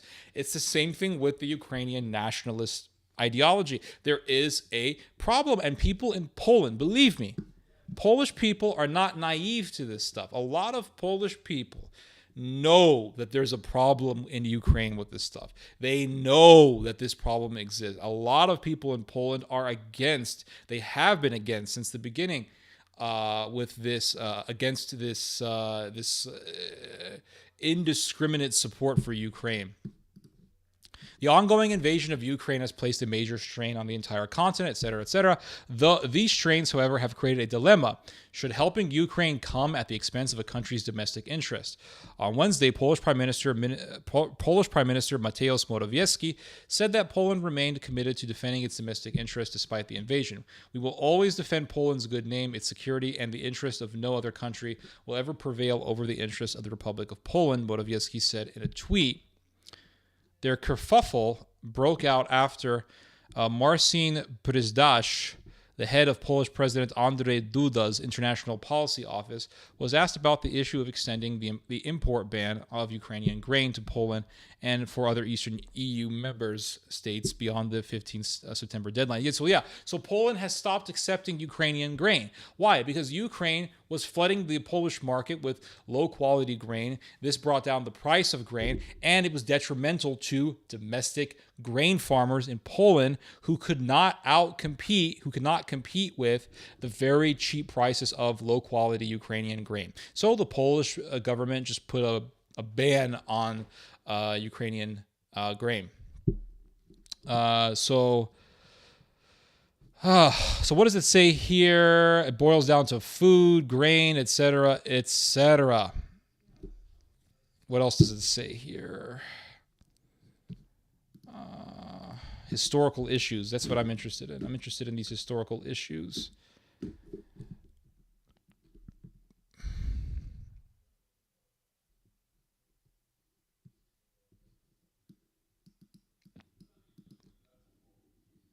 Yeah. Anyway, it's like Poland has given all this support for Ukraine.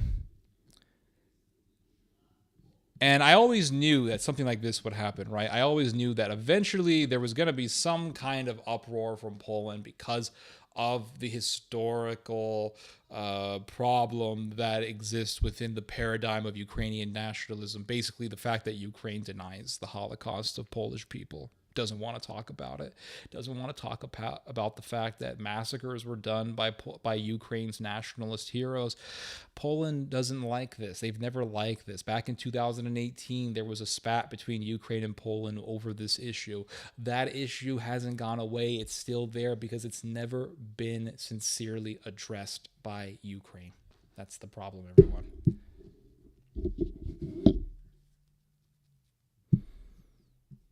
So Poland is, my opinion is that Poland wants to take Western Ukraine back. You have all these Polish people saying, that's not true. No, not true.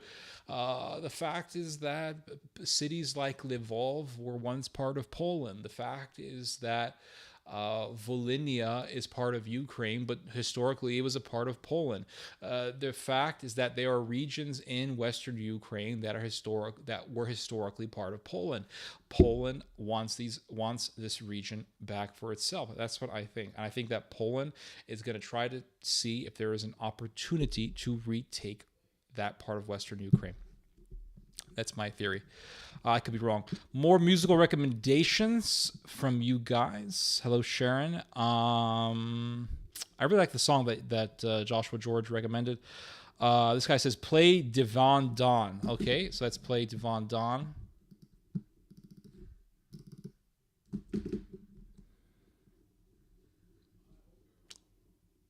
Play Divan Dawn. Okay, so let's hear this one. So here is the music video. This needs to be, yeah, there we go. Let's increase this a little bit more.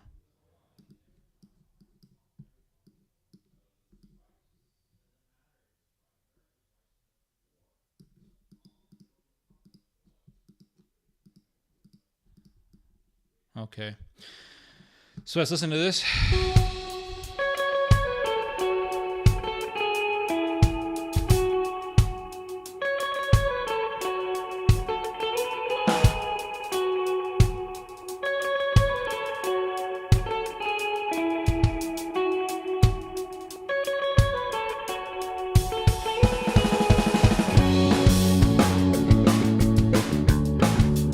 I'm liking the beginning of it.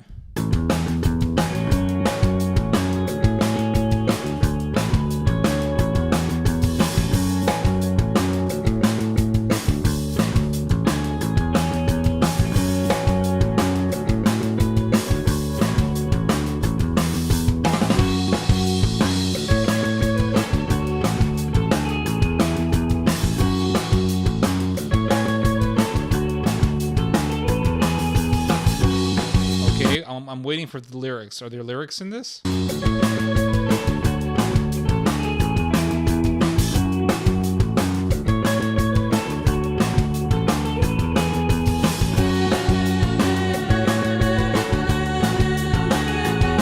I'll make this public, okay?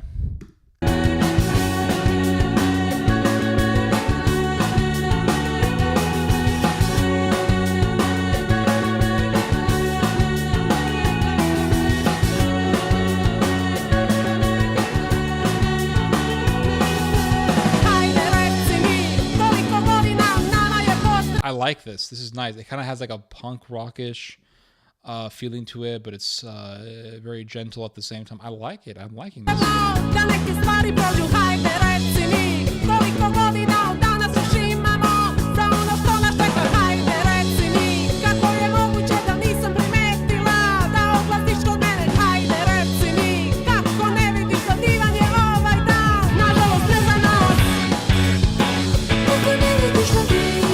Like this is nice. It has like it's like a female punk type sound to it.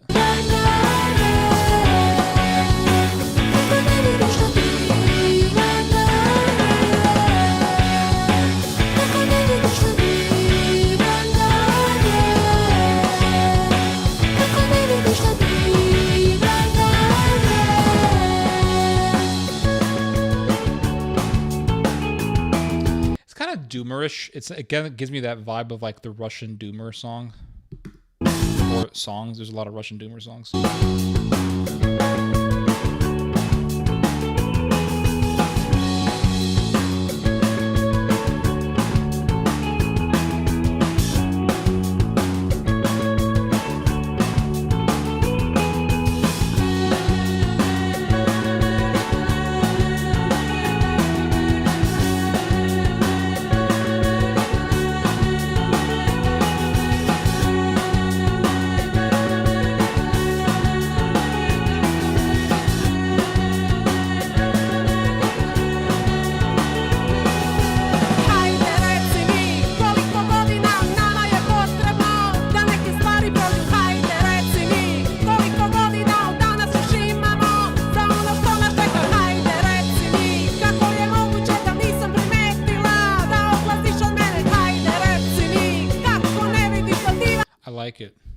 there's a lot of passion in it. There's a lot of aggression in there.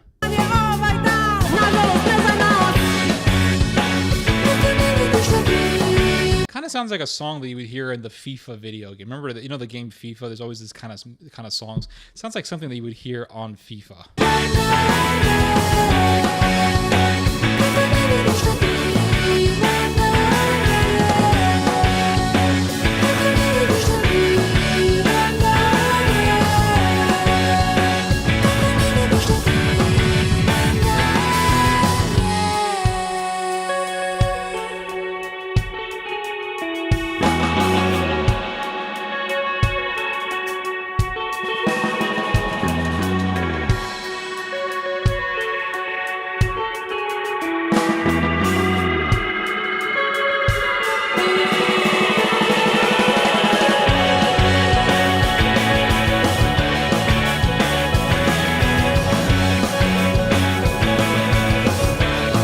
There's a good guitar solo that comes with. It's kind of wild.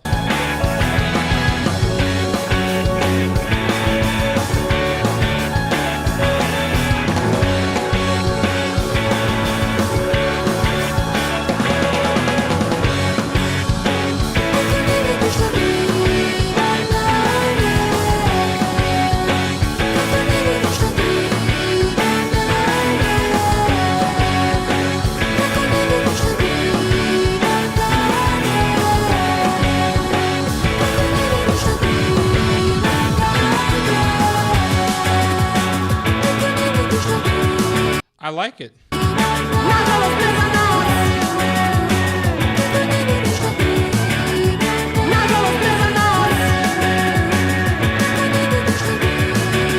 Very nice. I give this song a good, I'll give it a good 7.5 out of 10.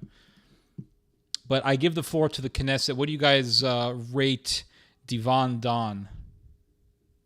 8 out of 10 from Robbie99. Rusty Shackelford gives it 7.5 out of 10. 7.5 out of 10 from Rusty Shackelford. That's a fair rating.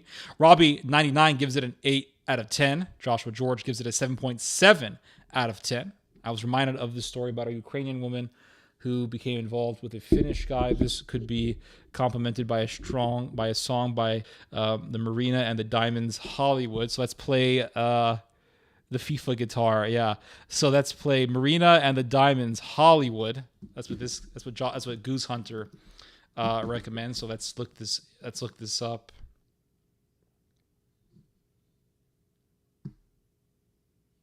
I'm not too crazy about playing music videos.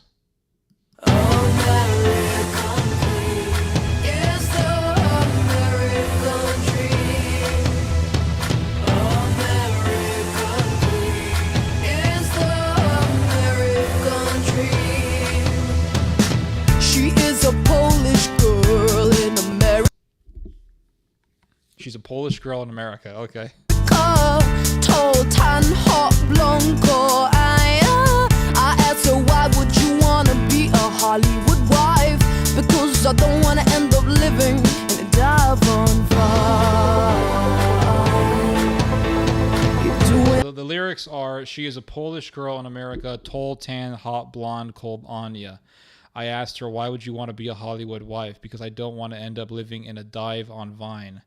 You'd do anything for a dime. You're looking for the golden life. Hollywood infected your brain. You wanted kissing in the rain. Oh, I've been living on a movie scene. Puking American dreams. Oh, no. Oh, I'm obsessed with the mess. That's America. I'm obsessed with the mess. That's America. Good lyrics. Anything for a dime. Looking for the golden light. Hollywood infected your brain. You wanted kissing in the rain.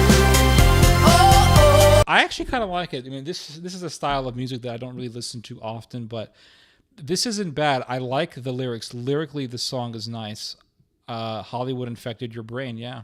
Living in a movie scene, puking American dreams. Oh, I'm obsessed with the mess that's America. I'm obsessed with the mess that's America. Yeah, I say lyrically this is good. I'm obsessed with the mess that is America, yeah. A fat security guard making plays for me as soon as I touch down in LA. He says, "Oh my God, you look like Shakira." No, you're Catherine Zeta. Actually, my name's Marina.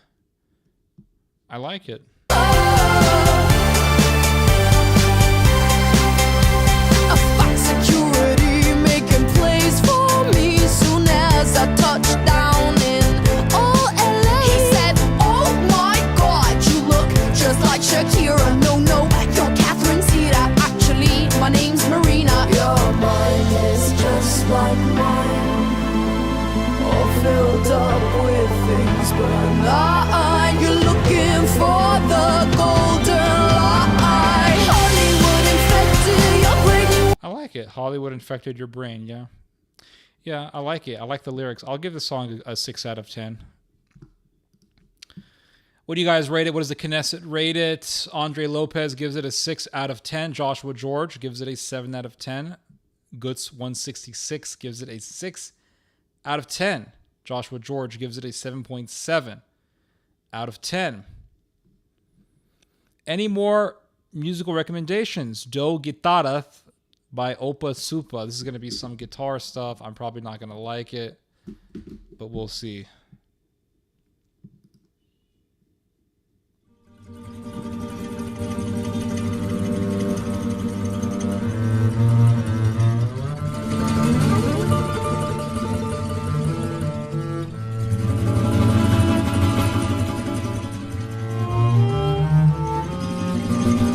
Liking the beginning of it. It has almost like a Baroque sound to it, a little bit of violin action.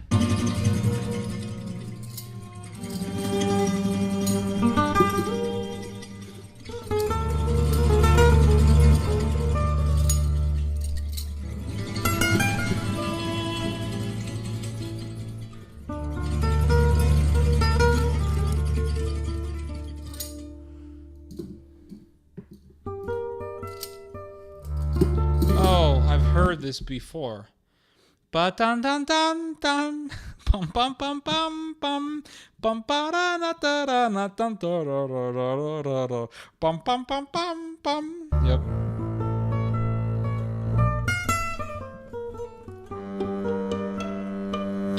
Yeah, it's very chicky.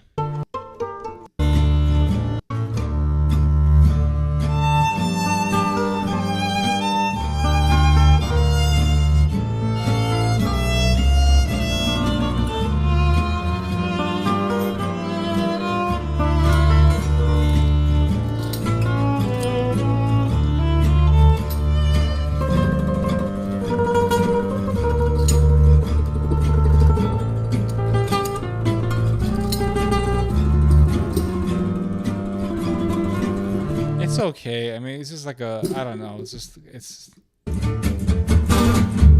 I'm not too crazy about this. Yeah, kind of gypsy. I don't know. I'm not too crazy about this.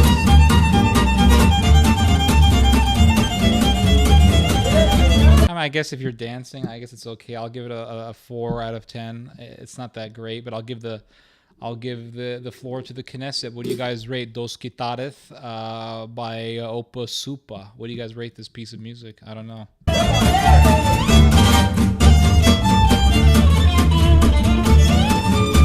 Goose Hunter gives it a 5 out of 10. How about Paradise? Veliko Simic gives it a 5. Let's see. Paradise Lost. Joshua George gives it a 4 out of 10. Rusty Shackleford, a 6.5 out of 10. How about Paradise Lost? 1 second. Goots 166 gives it a 7 out of 10. Yeah, it's kind of chicky. It's like something a woman would listen to. I don't know. I shouldn't say that. It's just not in my taste. Let's hear some more. Paradise Lost. I don't like music videos.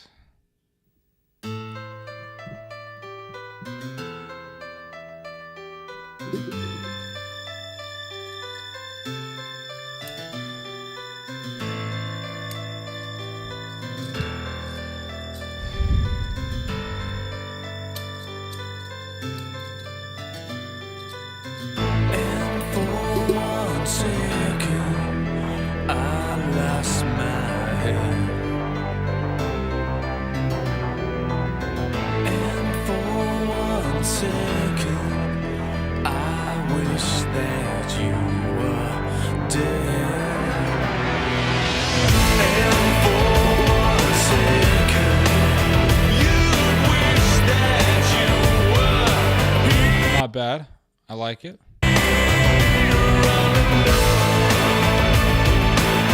Hold back the tears that could fall from me. And for 1 second, I lost my breath. And for 1 second, I cherish what you said. It's not bad. It has like a kind of a retro sound to it, mixed in with maybe a little bit of industrial rock. It's not bad. And for 1 second, it seemed that I was here alone. Hold back the tears that will fall from me.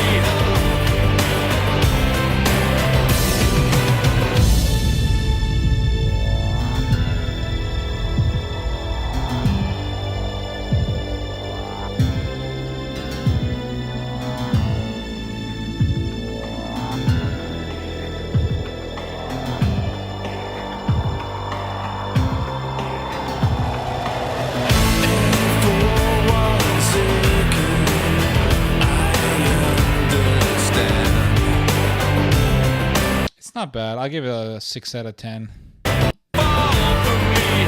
It kind of reminds me of Depeche Mode. It has a Depeche Mode kind of sound to it. I give it like I give it a 6 out of 10. I don't think it's great. It lacks diversity in the different shifts that it takes. It kind of goes down. It stays mainly on the same path. Not a whole lot of dynamics in it. That's just my opinion. I'll give it a 6 out of 10 though. It's not bad. Goose Hunter gives it a 7 out of 10. Voice of bass prot. God allow me please to play music. Okay.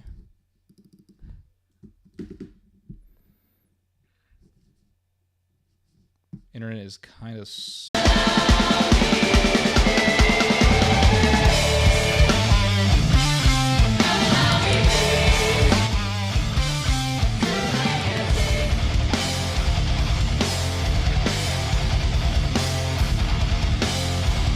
Why today many perceptions have become toxic? Why today many people wear religion to kill them music? I feel like I am watching. kind of has like a power rock sound to it with a little mixture of punk kind of.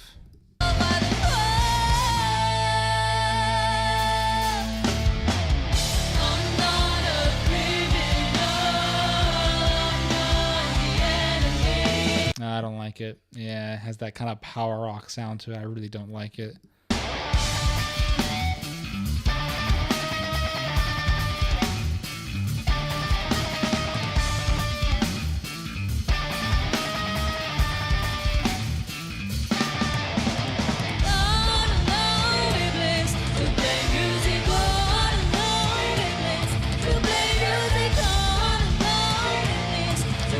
This part is not bad. It has a nice rhythm. Yeah,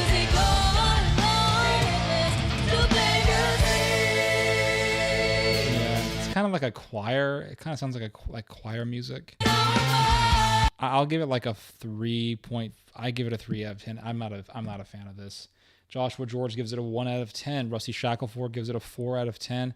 Goose Hunter gives it a 7 out of 10.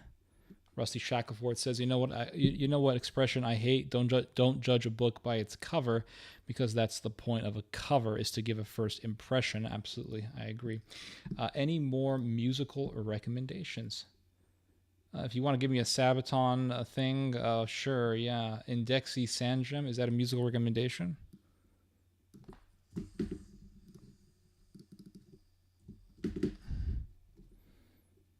Indexy Sandgem, okay.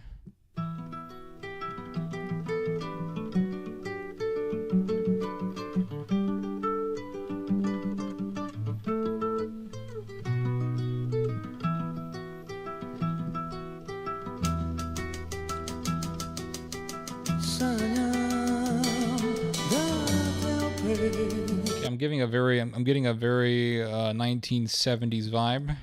Slušam kako dišeš dok savija se trava, da me dira tvoja kosa plava, tvoja kosa na mom licu draga.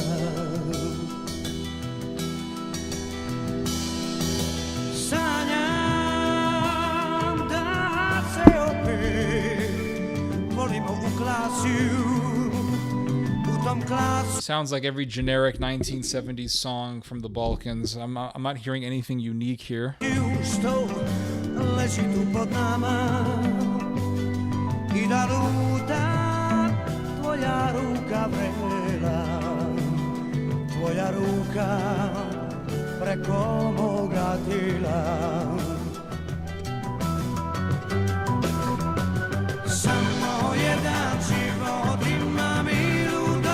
I don't like it. I give it like a 1 out of 10. I'm not too crazy. I don't like this style of music. No. Yeah, I don't like it. I give it a 1 out of 10. 1 out of 10. Guts gives it a 5 out of 10. Vilko Simic says ha ha ha. Wannabe hippies. Joshua George gives it a 1 out of 10. Indexy from Goose Hunter 6 out of 10. Somebody recommended to me a song here. Joshua George recommended to me a song, Tragic Kind of Love by Saliva. Let's hear this one.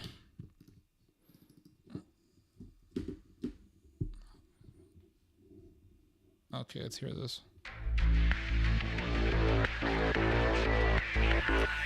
So right off the bat, I'm getting like a Rob Zombie type vibe. Let's hear some more.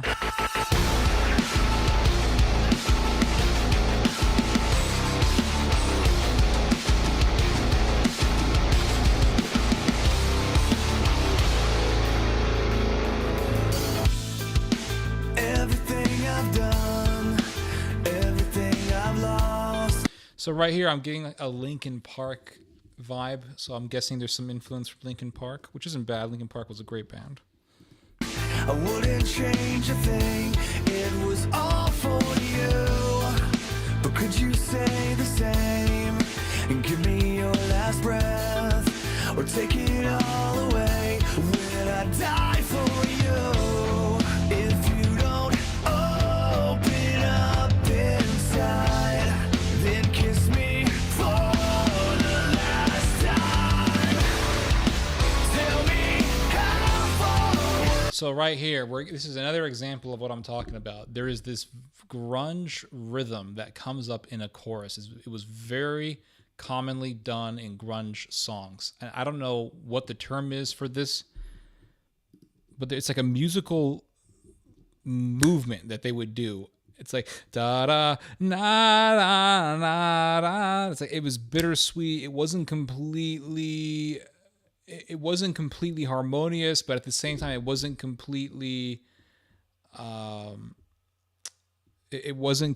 like asymmetrical. There was balance, and it was like a balance between bitter and sweet. I don't know how else to describe it. But Linkin Park would do this. Seether would do this. Evanescence did this. A lot of these bands would do this.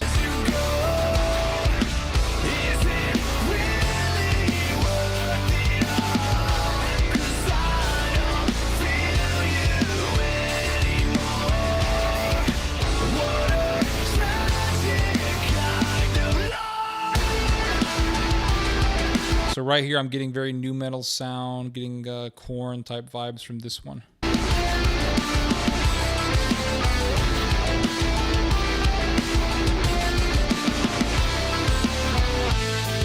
You kick me in the face until I'm black and blue.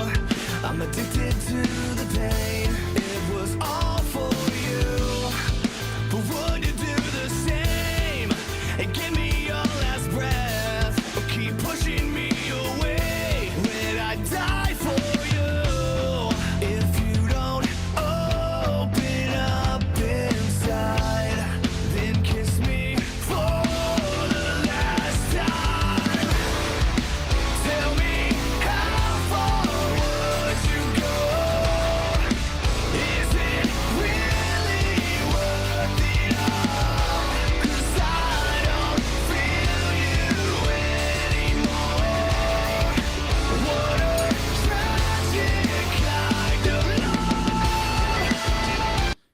I like it. I'll give this song a solid. I think 7.5 out of 10. I like it. I like the rhythm. I like the style. But I give the floor to the Knesset. What does the Knesset think of Tragic Kind of Love by Saliva? Rusty, let's see here. Gives it a 4 out of 10. Or is that for the prior song? Catherine Galpo, 10. Guts 166, 9 out of 10. Goose Hunter gives it a 6.5 out of 10. Veliko 4. Reminds me of Breaking Benjamin. Yeah, definitely. Disturbed, Linkin Park-ish, Korn. Yeah, all the above. 117 Rebel gives it an 8 out of 10. 8 out of 10 and says, I like it. I like it too. What else do we have here? Somebody recommend to me. VNV.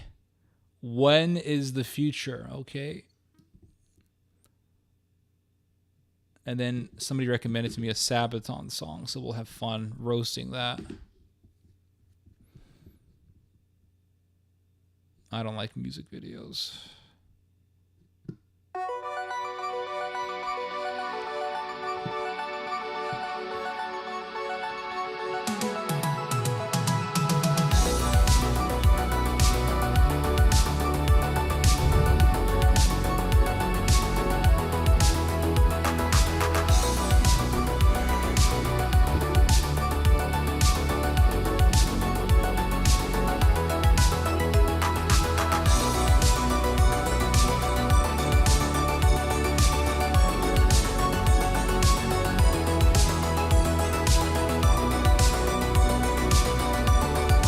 Okay, it's very futuristic. Without names, sing to the sound. Stranger in a crowd, treading fire after dark.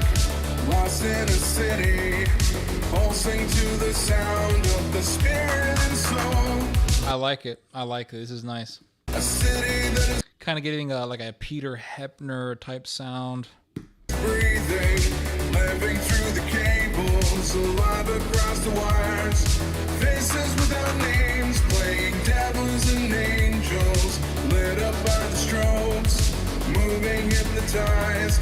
I caught your reflection in the neon on glass, an electric silhouette against the static sky. It's a beautiful dream, it's a beautiful life. I like it. I like the techno vibe to it. It's just a reflection, a world I must survive. We're children of the past, who look beyond today, deciding the present. So when is the future? We're living a dream, keeping visions alive. It's just a reflection, a world that never dies. A present. I like it. I get the idea of what the rest of the song is going to be. I like it. I give this song a solid. I'll give it a solid 8 out of 10. I'll give it 7.5 out of 10. Right? It's not perfect, but I like it. I like that electronic vibe to it. It's nice. But I give the floor to the Knesset. Rusty Shackelford says 80s. Goots 166 gives it an 8 out of 10. Rusty Shackelford gives it a 6.5 out of 10. 117 Rebel says 8 out of 10. I love me some 1980s vibes. Me too. Somebody recommended to me a Sabaton song, 82nd All the Way Sabaton. Okay, I'll try not to be. I'm not gonna. Okay, I'll try not to be harsh. Okay, here we go. I don't like music videos.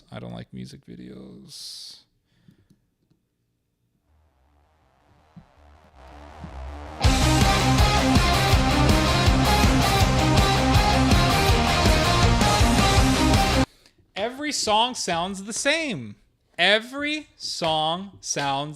always has that weird like power rock sound in the beginning, and it's like there's not a lot of creativity with Sabaton. In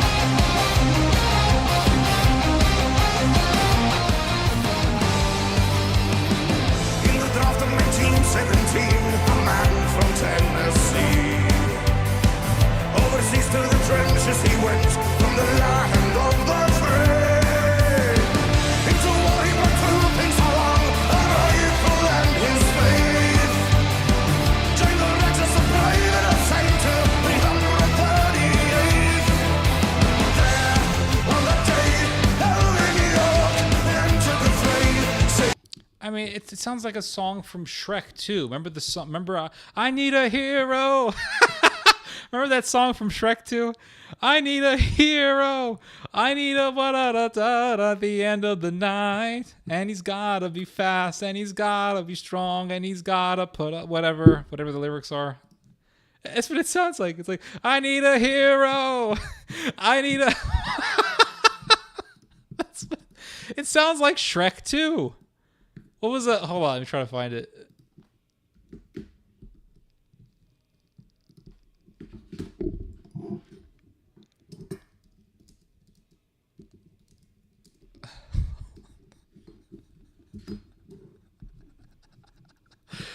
Hold on a second. I need a hero. I need a man in the da-da-da. It's Shrek 2. Make me a little bit larger here. Hold on. Isn't this Shrek 2? C minor. Put it in C minor. Where have all the Hold clear on. white I hate this song, by the way. night upon Yeah, hold on. I need a hero. I'm holding out for a hero till the end of the night. I mean, it sounds like this. Hold on.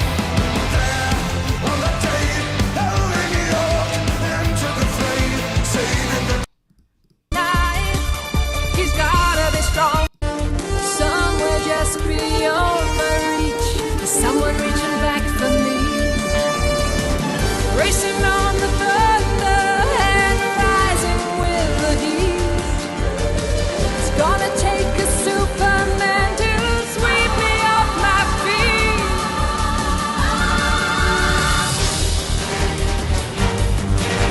This is Sabaton.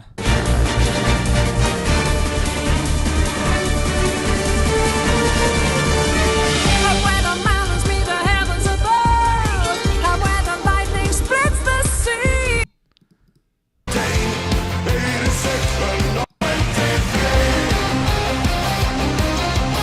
Here's the problem I have with Sabaton. It's like every song is 100 million miles an hour the entire time, right? So here's 35-second mark. Right? I fast forward it.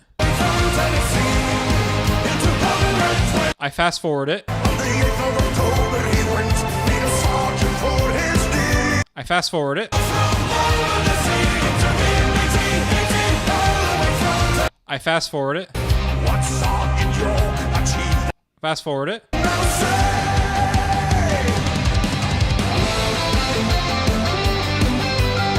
I don't like it. You know what this music sounds like? What was that?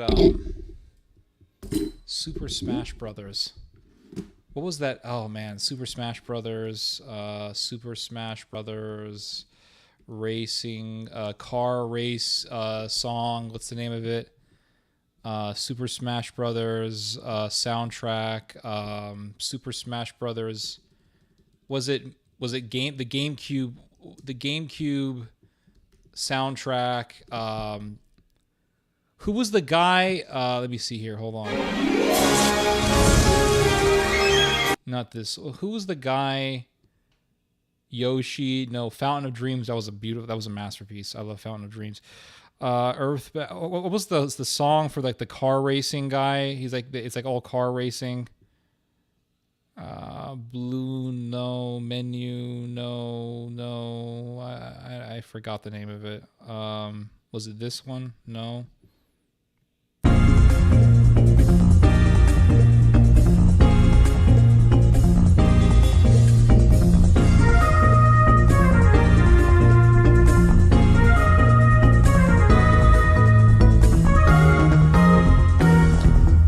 What was the name of the Super Smash Brothers? Oh my god, the different Hold on, I hate this. The different characters. What was the character guy who raced cars? Super Smash Brothers characters. Who was the guy who rode cars? It was like you went into the world and there was cars. It wasn't Sephiroth. Captain Falcon. I think that was it. Yes. I think you got it. Hold on. Was it? Yeah. Captain Falcon. Hold on. Super Smash Brothers Captain Falcon. Yeah, this is like the Captain Falcon music. Right?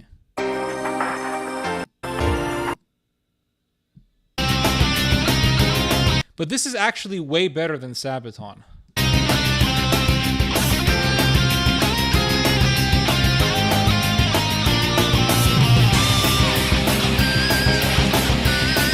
Like, this is way better than Sabaton, but it's like Sabaton takes this style and then puts it on steroids.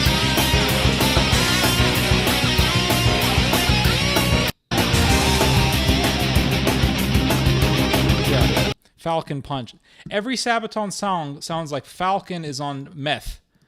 It's like Falcon Punch on meth. I'm not crazy about it, guys. Any other? I give this song. I give it a 0 out of 10. I don't like it. I don't care if it's about World War II or whatever. I'm giving it a 0. But I let the Knesset vote on this. What do you guys vote this song by Sabaton?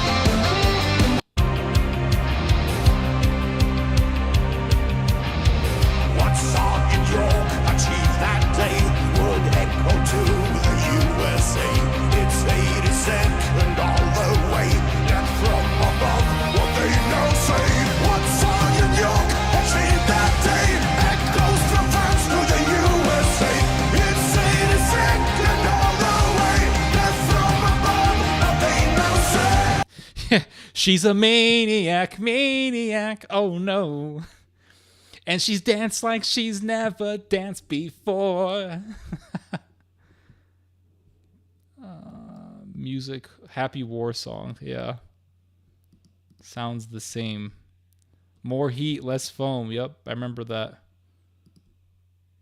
I like Shrek, so I'll give this song a 6.5 out of 10. Velko Simic gives it a 2. 117 Rebel gives it a 10 out of 10. Joshua George says, Sabaton is LARPer music. I agree. Knight Rider. Blah, blah, blah, blah, blah, blah, blah. I give this, 2 out of 10. I say the song sucks. I don't like it. So somebody recommended throat singing. Was it throat singing? Let's see here. Throat singing. Altai throat singing by Tedek.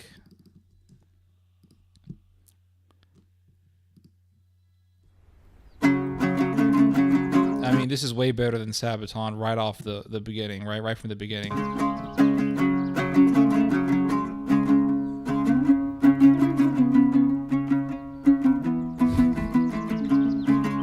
Yeah, there's something very magical about this type of music. It's very melodic. It's very submersive. It's beautiful.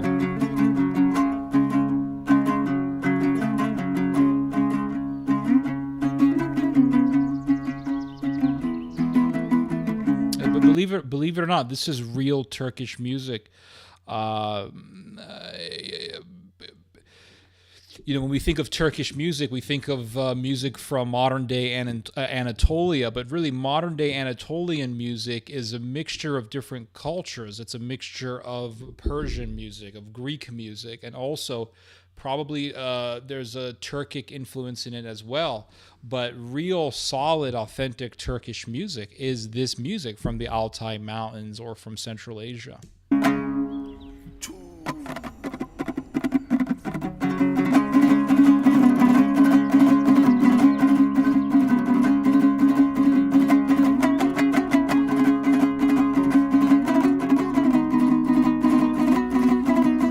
I'm just imagining some guy riding on a horse, yeah.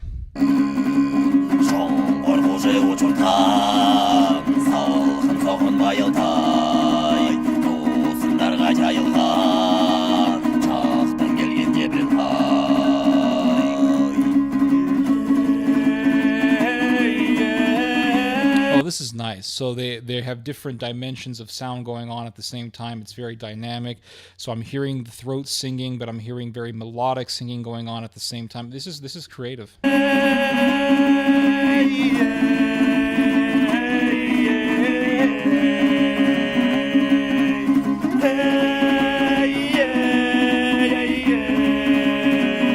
this is nice. I like it.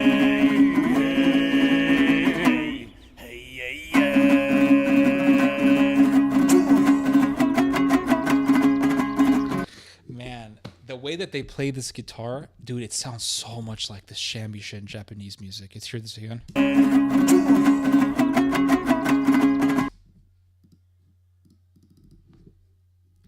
Shamisen.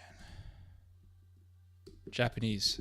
I think there's definitely a connection between the Turks and the Japanese. I think there's definitely a relation there.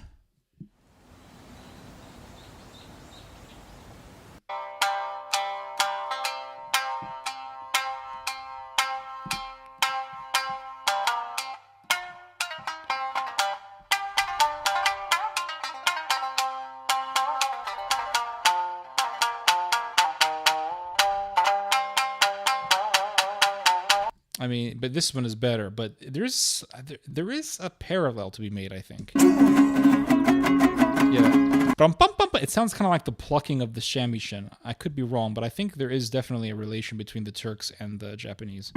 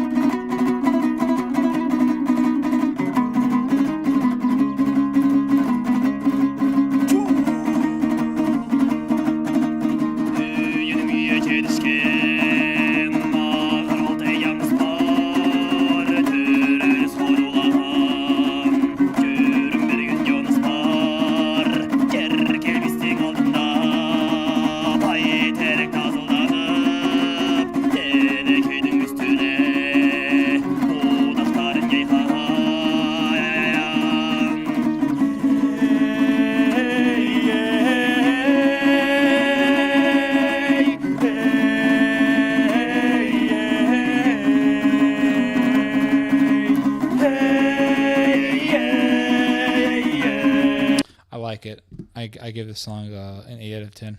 Solid 8 out of 10. But what does the Knesset say? Joshua gives it a 7 out of 10. Velko Simic says very nice. Rusty Shackelford gives it a 7 out of 10. Velko Simic says pretty exotic stuff. Joshua George says Turkish, Germans, and Japanese are related. Goose Hunter gives it an 8 out of 10. Goose says, if I'm not mistaken, shamisen style are influenced by Chinese sitars. Yeah, the overlap between China and Japan.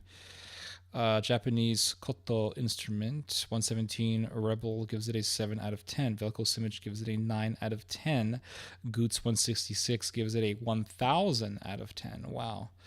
What is the next musical recommendation? Somebody recommended Gute Nacht Mutter William Strines, some German classical music, I'm guessing. Let's hear this.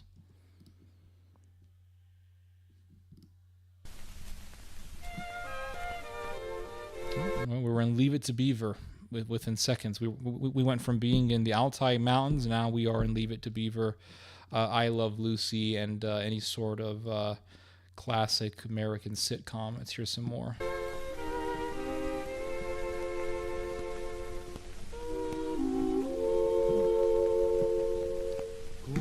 Honey, is dinner ready?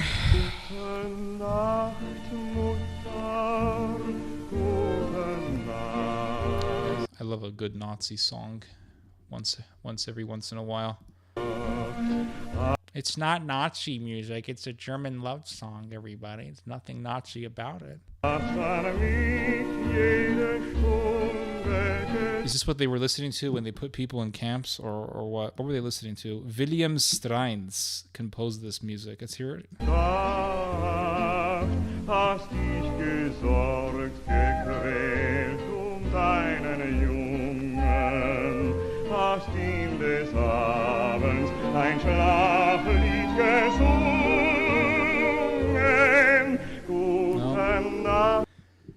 I rest my case.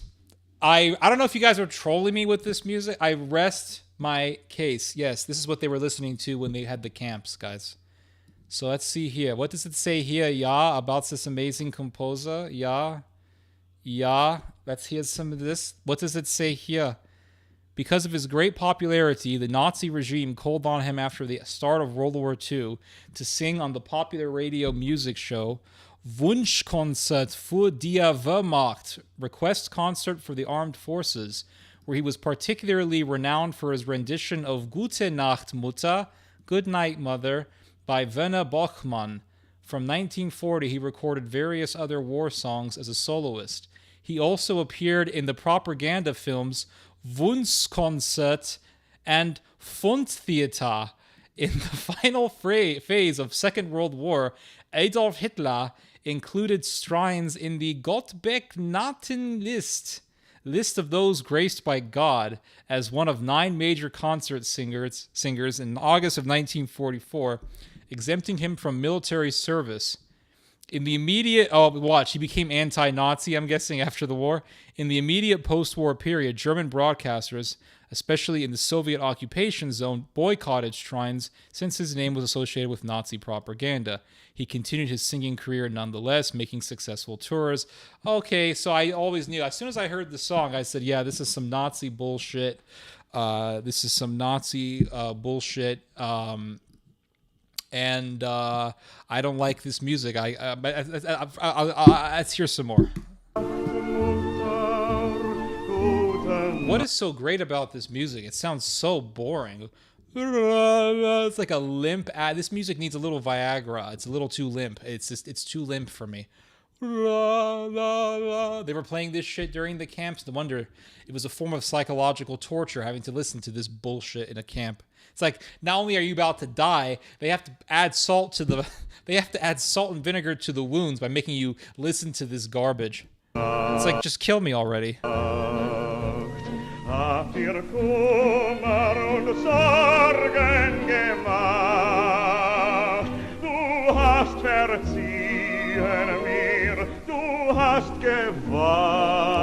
give it a 0 out of 10. I hate this music. I hate it. It's garbage.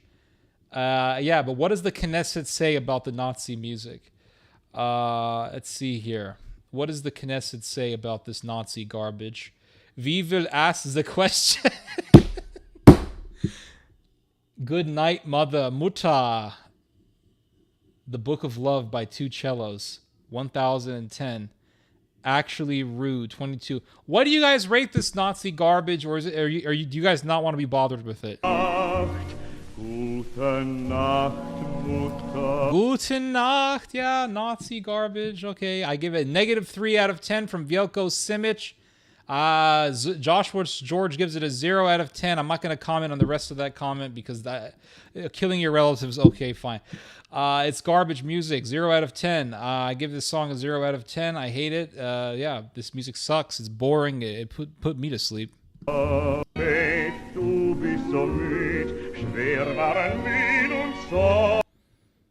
song always reminds me of the selection day in Schindler's List. What the fuck? Okay, whatever. This song sucks ass. What else do you guys want to recommend? Rude 21 Samurai. Come on, man. Is this some like electronic stuff? Book of Love by Two Cellos. Okay, let's hear this one.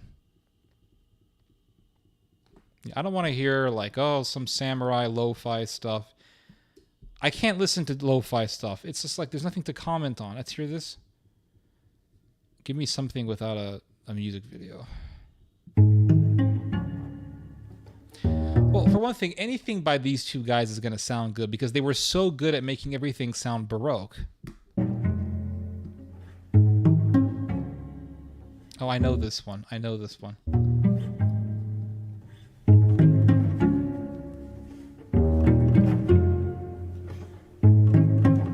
Yep. Charts and facts and figures and instructions for dancing, but I love it when you read to me, and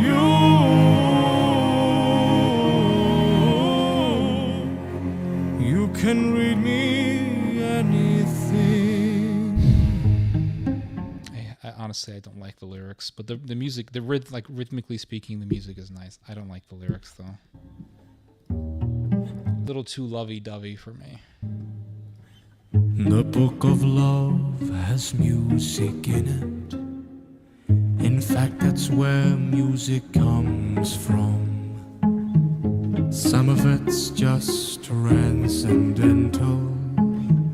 Some of it's just really dumb. But I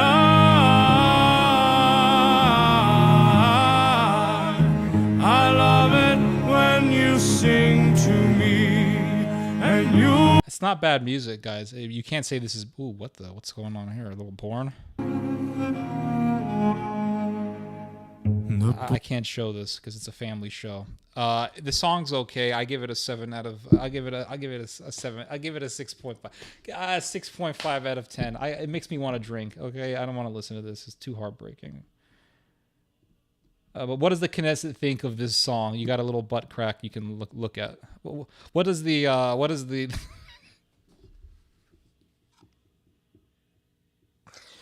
Knesset think of this song? This is the kind of music that women listen to. Women like to listen to this stuff. I feel so in love when I listen to it. But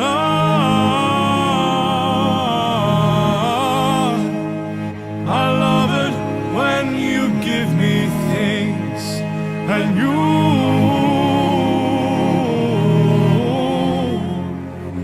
Hello, Jay Herra. Charra. Goots gives it a 4 out of 10. Catherine gives it a 10. Oh, somebody wanted me to play Iron Maiden. Hold on. Somebody asked me to play some samurai stuff. 2 cellos. Rue 21 Samurai. Okay, it's just some lo-fi stuff. Hopefully it'll be better than this music. This music is too depressing for me. Rhythmically, it's good. I like the cello, but I don't like this, like, oh, I love you and read to me and I can read to you. We know that bullshit's not realistic. I knew it. As soon as I saw Samurai, I knew it was lo-fi music because millennials and Zoomers love to associate Japan with lo-fi. I know this because I do the same thing myself. It takes one to know one. But on the internet, lo-fi music is associated with everything Japan. But I'll give it a listen.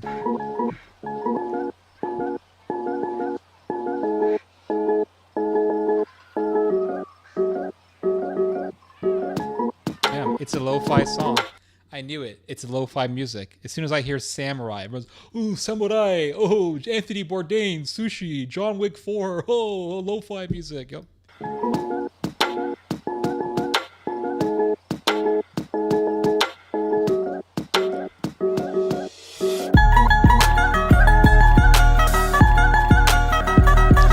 I like this. Even though I know it's like millennial kind of music, I like it. You know why I like this music? Because it's atmospheric. I can see myself sitting in a P.F. Chang restaurant. That's a Chinese food chain in America, for those of you who don't know. And this music playing, because when you walk into a P.F. Chang's, this is the kind of stuff they play.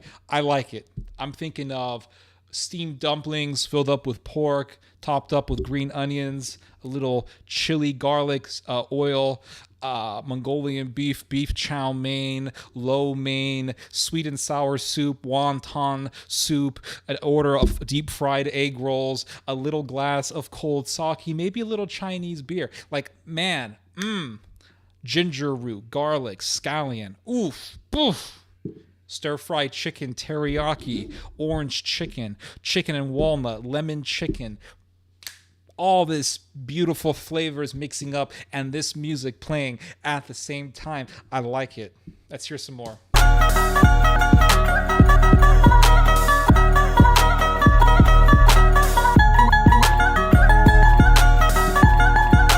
I swear, next time I do anything Asian in the kitchen, I'm playing this in the back.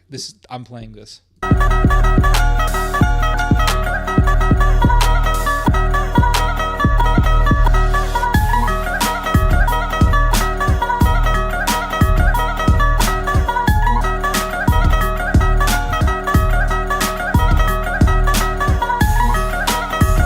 I'm telling you, this music has inspired me. I think I should cook something after I'm done with this stream. It's inspired me, guys.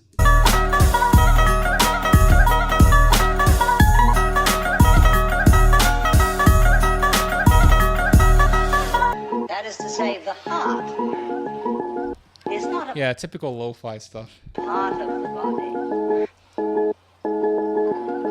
in the sense that a distributor is part of an automobile engine.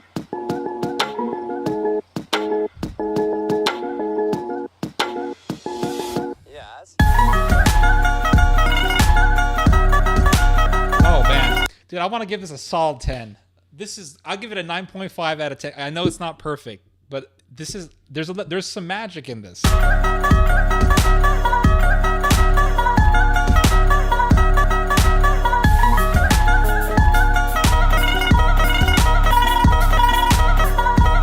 man, listen to those little like shifts in this one moment. Let's hear this again. Right here.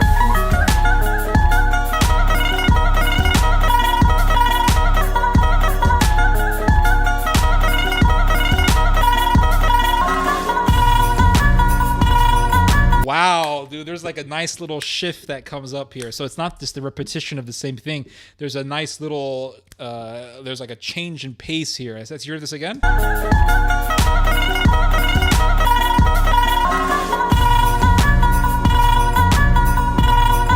Oh, this is nice.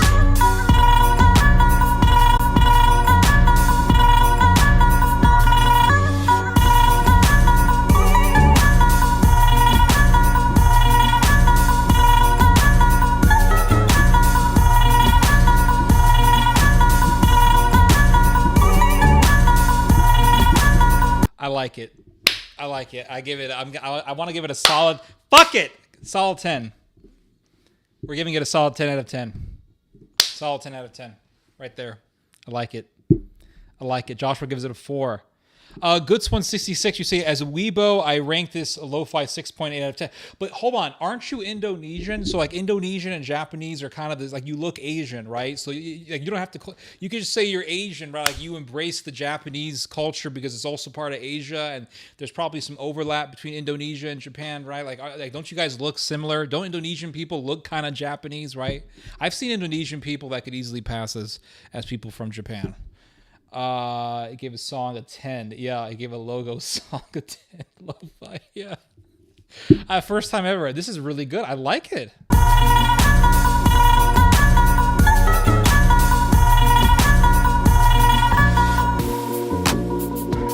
Here we go. Winner from Goose Hunter. Yeah, I wasn't. You know what? I had low expectations because I knew it was a lo-fi song. I said, I know. As soon as I see Samurai, it's a lo-fi. I like it. I like it. He plays on Kodo. 6. Joshua George gives it a 6. Okay, so he raised the score. Notice how to Samurai is just a black guy with a sword. That's the thing about African Americans. Lots of them. Oh yeah, dude. Black people in America love anime. Oh my gosh, dude. It used to be that they were all like about rap and like dangling their pants. Remember, like in the early 2000s, there was a thing where like black dudes were walking around with their pants hanging low, and then white people started doing it, and like Asian people started doing it, and that now you see black folks, dude, they're all into like anime and Japan, and they're obsessed because they're like, dude, they want to be Japanese so badly that they want to be Japanese so badly that that I guess they looked into history trying to find any semblance of a black, they wanted to find a black guy somewhere in Japanese history, and they found a black samurai that was in Japan back in like in the Middle Ages, and they're like, we have found our man. There was an African dude in Japan in like the year whatever, 17 whatever, 15 whatever, and he was a samurai. Like, we have found it, dude. We have found the first weeb. He's the first Weibo. He exists. We have historical precedents for him. We have an historical precedent for the black samurai. We got it. It's not just a fantasy in our heads. Yes, that's it. Weibo. Yep. Official. Notice how to samurai. Yep. Any more music from you guys? Purple Disco Machine, Sophie and the Giants, Hypnotize. Okay, but I want to play for you guys some of my own music. So it's not just, I want you guys to rank my music. I'm not too crazy about music videos. Let's hear this.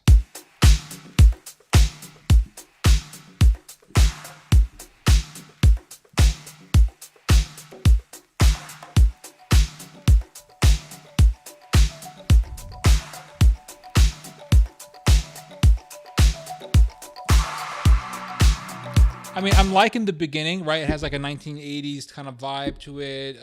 It's okay, you know. I'm liking it. It has like a little night drive feel to it.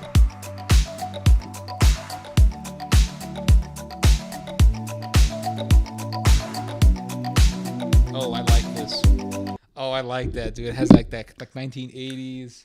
What was that song? Like that song, "We're Going to the Land Down Under." It kind of has that kind of vibe to it.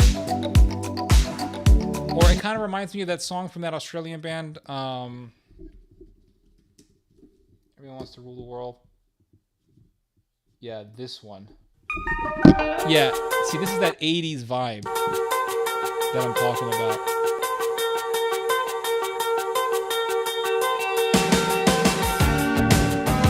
Yeah, that's what reminds me of it. Okay, so we're finally getting some vocals here. Okay, let's hear it.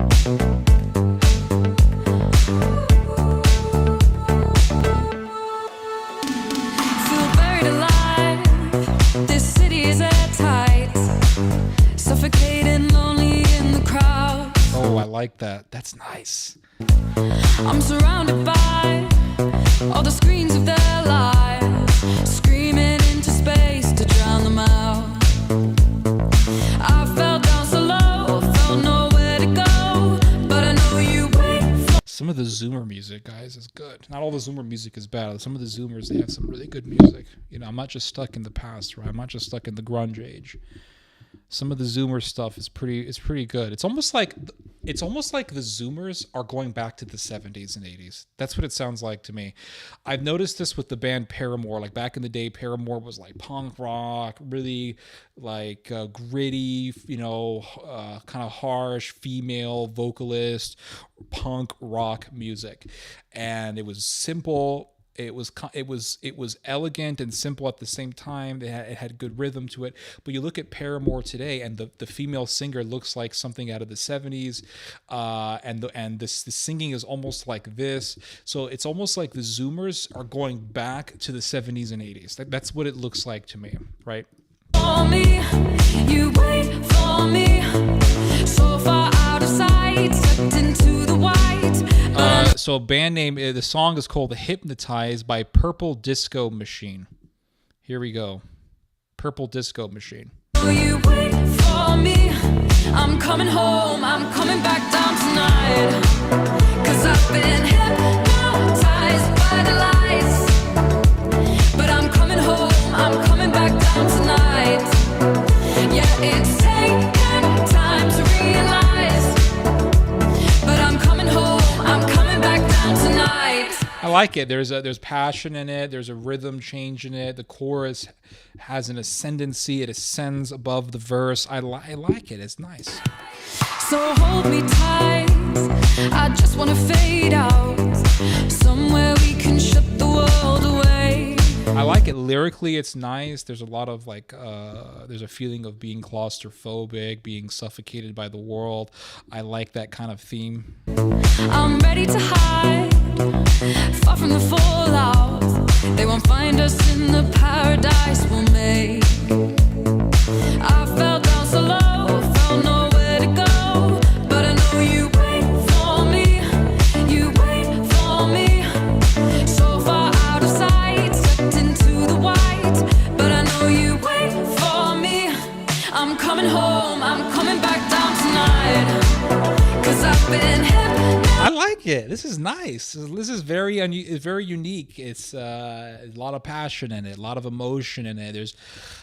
I like it. I give this song a solid 8 out of 10. This has been a good night. Last week, guys, I don't know what happened. I don't know if like some weird mumble rap Zoomer fans came into the chat, but like, man, some of the stuff that some people were recommending to me last week, it was just awful. It was like ghetto boy, block boy needs a little love. Every ghetto girl needs a little bit of love. Every slut needs a little bit of love. Like, it was some garbage. It was no poetry, no music. It was just shit, man. It was shit.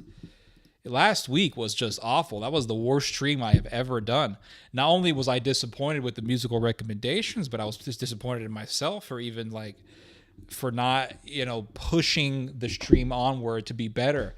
It was crap. Yeah, but I give this a solid 8 out of 10. Rusty gives it a 7 out of 10. Goose Hunter gives it a 9 out of 10. What else is there? 10 from Catherine. You like the Chinese music I sent last week? Yeah, I did. Yeah, I did like that one. Yes, but everything else was just garbage. Velko Simic, Sia plays more with her voice. Somebody recommended to me I don't want to play Hebrew stuff. I don't want to play it. I'm not gonna like it. I'm not gonna like it. I'm not gonna like it. What else? What do we have? Hold on. I don't want to play the Hebrew stuff. I'm gonna cry if I have to hear the Hebrew. I'm gonna do it. I'm gonna torture myself. I'm gonna go from this. This is beautiful music. I'm going from beauty to ugliness right now. Let's hear the Roman Jewish war. Let's hear the slaughter. Where is it? Yes. Let's hear the golden calf music. Even the cover art looks like something out of the devil, out of hell. It's like, let's worship the golden calf, everybody. Let's hear this.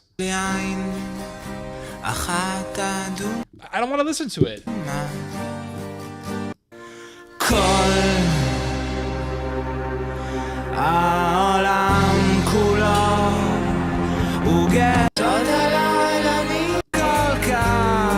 I give it a 0 out of 10. I'm not even going to give the floor to the Knesset. I'm using my executive powers.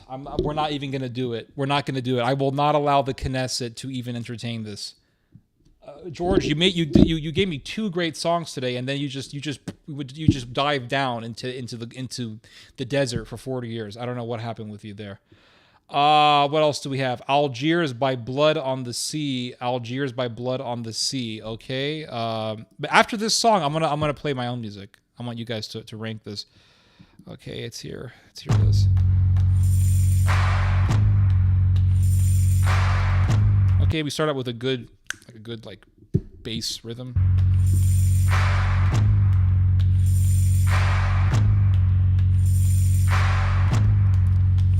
Yeah, he suspends the Knesset for an Israeli. We're not going to do this. I will not allow this. Okay, we're getting like a soul gospel type rhythm.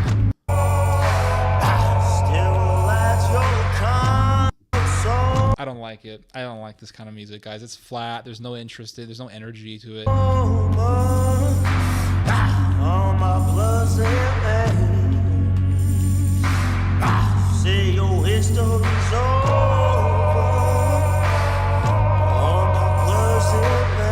Yeah, I don't want to start another civil war in Israel. See, the problem with this music, there's no shift. Right? There's really no big shift in this music. It's very monotonous. It's like a monolith, right? It just kind of continues. It's flat. Right? And look how it ends. I can already see how it's going to end. How is this a good song? This is garbage. I give it a 0 out of 10. This is crap. Let's hear this again. Algiers. Okay, what does the Knesset say about this song?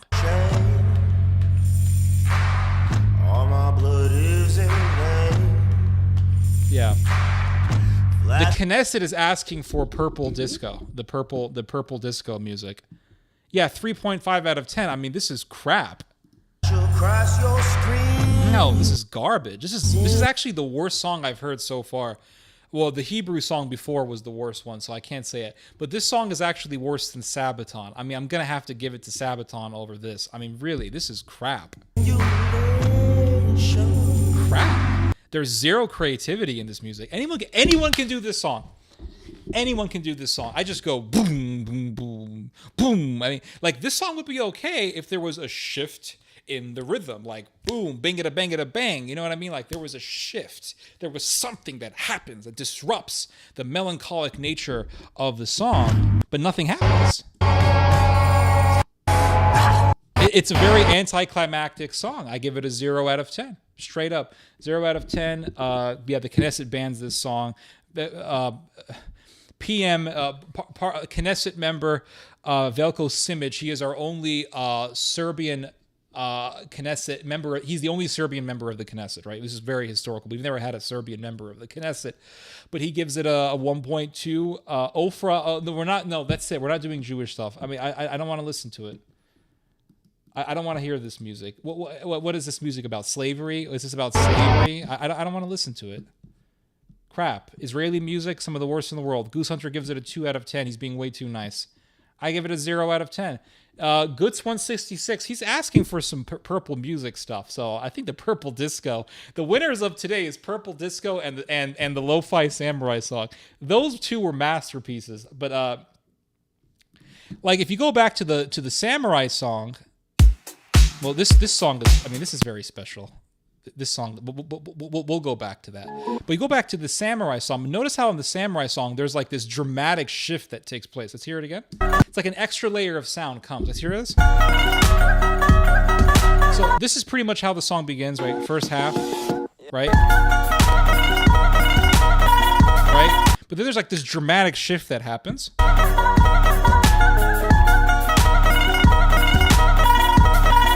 There's energy in the song. There's energy. There's life. There's love. There's passion. There's compassion. There's everything. There's harmony. There's exuberance. Like there's everything in this music. And then there's a lot of energy, right? But you listen. You go back to let's go back to Purple Disco. Oh, hold on. 2 out of 10. Ofra Hazra. Ugh, that's Israeli stuff.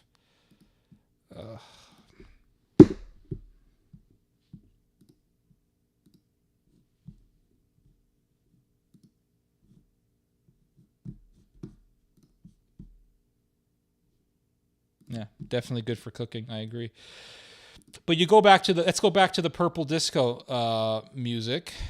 Purple Disco. Where's Purple Disco? Yep. So here we have, it starts out with like a rhythm. There's a beat. There's energy. Right? So let's go back. There's a good intro. There's a good intro that builds suspense for the song.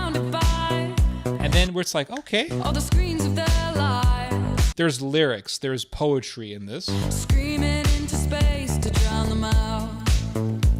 Right? But I'm coming home. I like this. But I'm coming home, I'm coming back down tonight. Yeah, it's taken time to realize. But I'm coming home, I'm coming back down tonight. But then you go back to the slave music, the slavery gospel music, and it's like ho hum, master gonna come and whip us all. Like who wants to listen to that? I don't want to listen to this. Yeah, it's crap. It just stays the same. It stays the same. Guys, I want to play for you guys my own damn music. Okay, I know you guys don't care about that. Ofra Hazra. Okay. Let's listen to Ofra. I'll entertain you for a bit. Okay, Ofra Hazra. Okay, I'm already not gonna like this one. This is Yemenite Jewish music.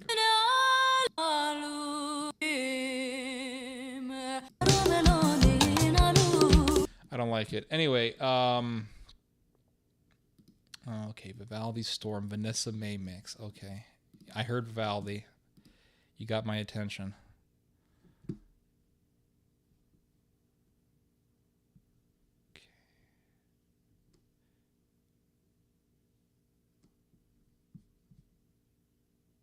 Okay, we'll play this.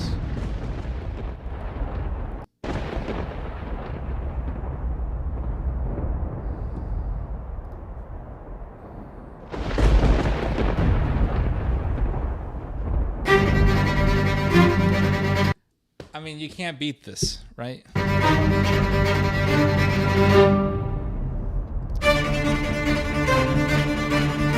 I don't like music videos because they're distracting, but I'll just play it.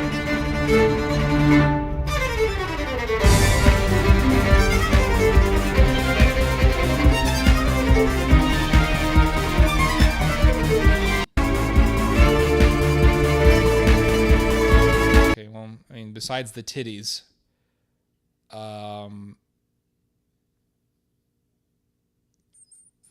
I mean, the only thing that's really attractive about this video is Vivaldi's music.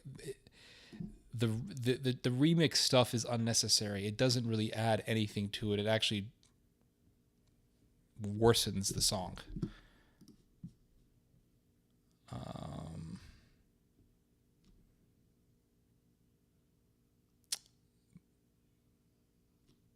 Yeah, I don't like that synth beat. I agree. I'm not too crazy about it. All right, guys, enough of this. That's not the one. Okay. There's a techno mix to this.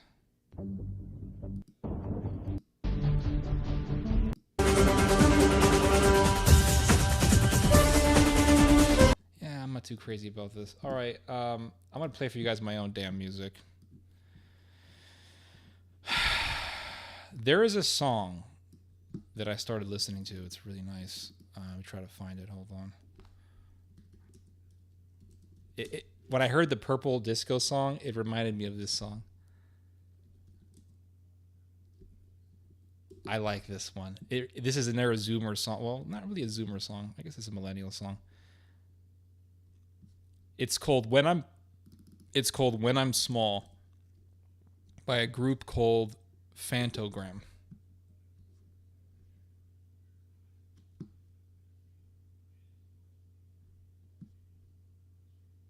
I'm going to play this song.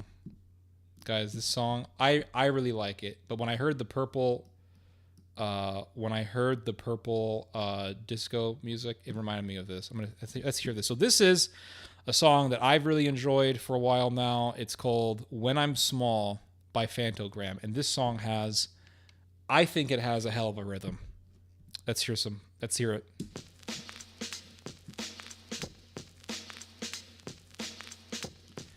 So you start out with this basic beat, but it just explodes right there.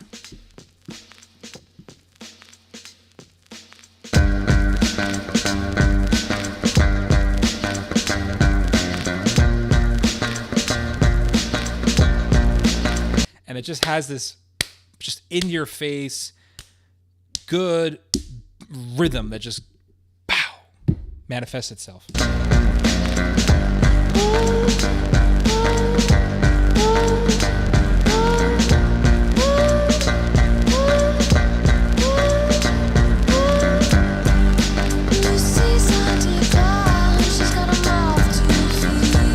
So it's like Lucy's underground, she's got a mouth to feed, and it's this rhythm.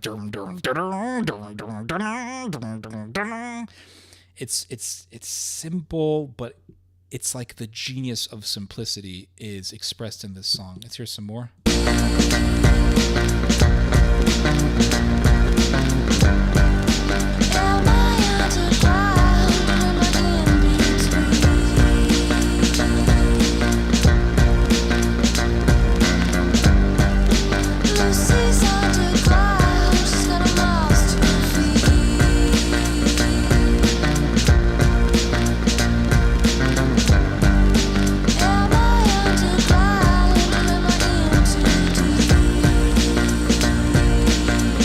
Then there's this bridge that comes up, right? And it goes to the chorus. Let's hear it. Show me love. You've got your hand on the button now. So she says, show me love. You've got your hand on the button now, right? And then it builds the suspense and she repeats the same line. And then it just boom, right to this explosive rhythm that comes up.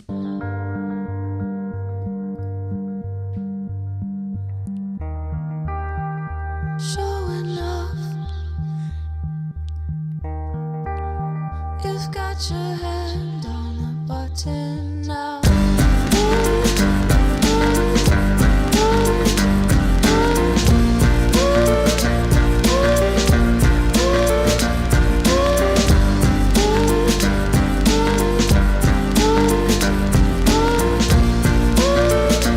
And it's an ingenious piece of music. It's like very simple lines, nothing too complicated, not a lot of lyrics, but it just builds up the suspense.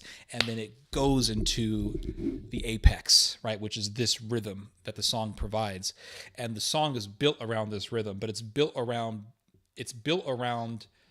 cultivating suspense towards this rhythm, right? It makes you want to hear it. Show me love. You've got your hands on the button now, right? Then it slows down a little bit and it's like, showing love.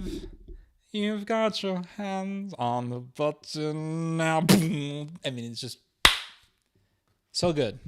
And that's what I mean by shifts, right? That's why when I listen to your guys' songs, I'm like, I'll say sometimes like this song has no shift, right? Like the Algiers song. I'll say I said that this song has no shifts, right? There's no like ascendancy, there's no rising, there's no nothing. It's just flat. It's a flat line. And when something is flatlined, it's dead. There is no life. But this song is not flat. It goes up and it goes down and it goes up. And there's shifts and there's suspense and it builds the audience up to want to hear the climax of the song. So it's heavily climactic, this song, but it really hits you. It really hits you.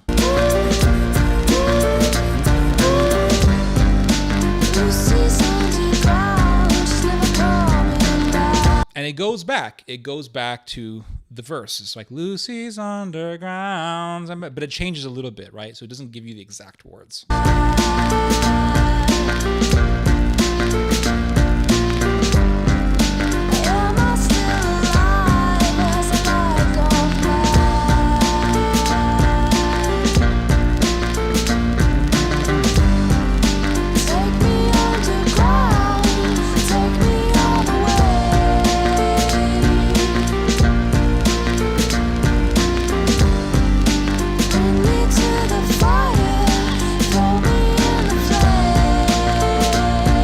So she says, "Bring me to the fire, throw me into the flame," and then she goes into this transition, right? Show me love, right?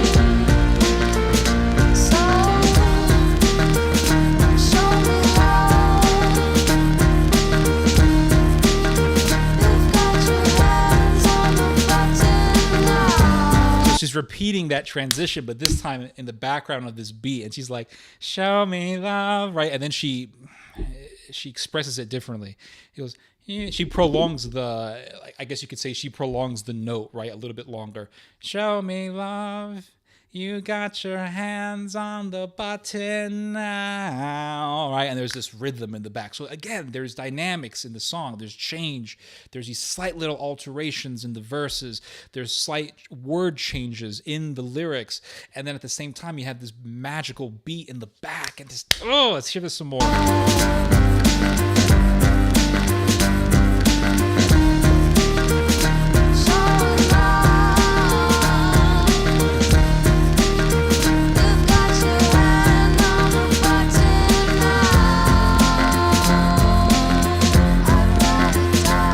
So then she adds to the transition, she adds lyrics more. She says, so before she says, show me love, you have your hands on the button now. Now she's saying, I'd rather die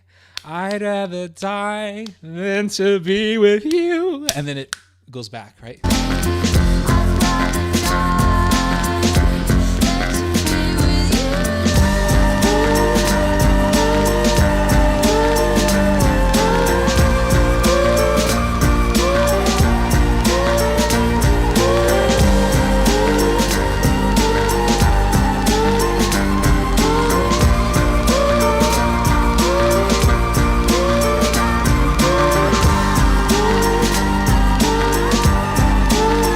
And it adds this like extra layer to it. It's that eerie kind of, I don't know what to call it. It's like this eerie background. It plays the rhythm against this eerie background. It adds that extra layer of sound.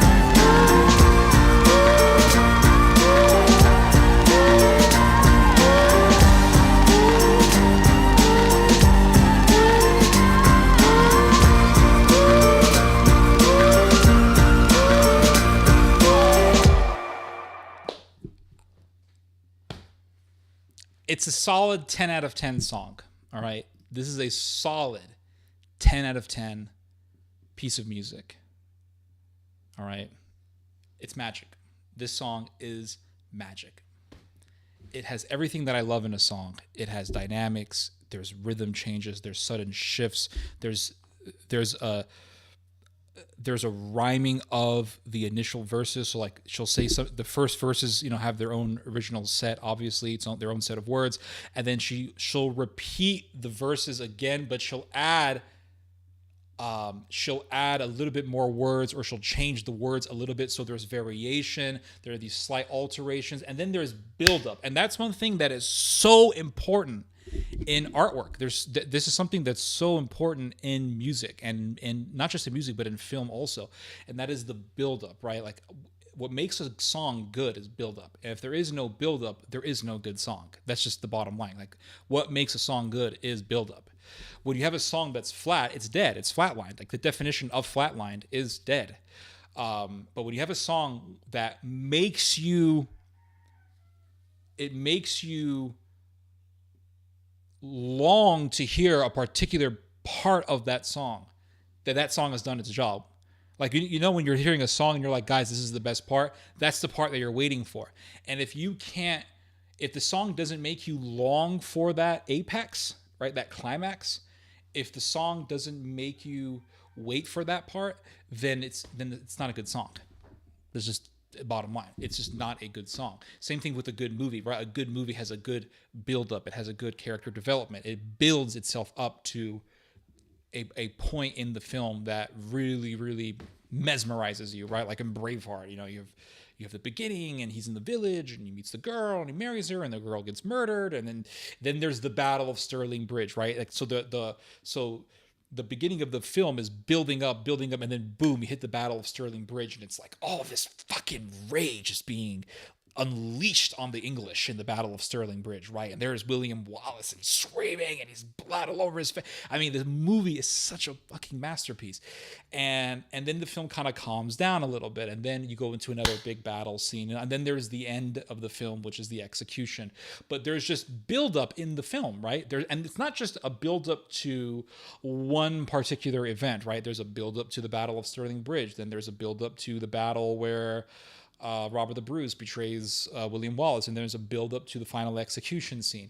Then there's that final scene when Amish throws his sword, and the beautiful music comes up, and the beautiful poetry is being recited by Mel Gibson. They died like warrior poets. They died like true Scotsmen. The credits come up. I mean, it's just a beautiful movie. It's so well directed. So the same thing goes with this song. Like it starts out slow, and then it builds up, and then it adds different layers. Like songs need to have variation. They need to have alteration. They need to have buildup. They need to have suspense. Like that, I think that's what makes a good song. Anyway,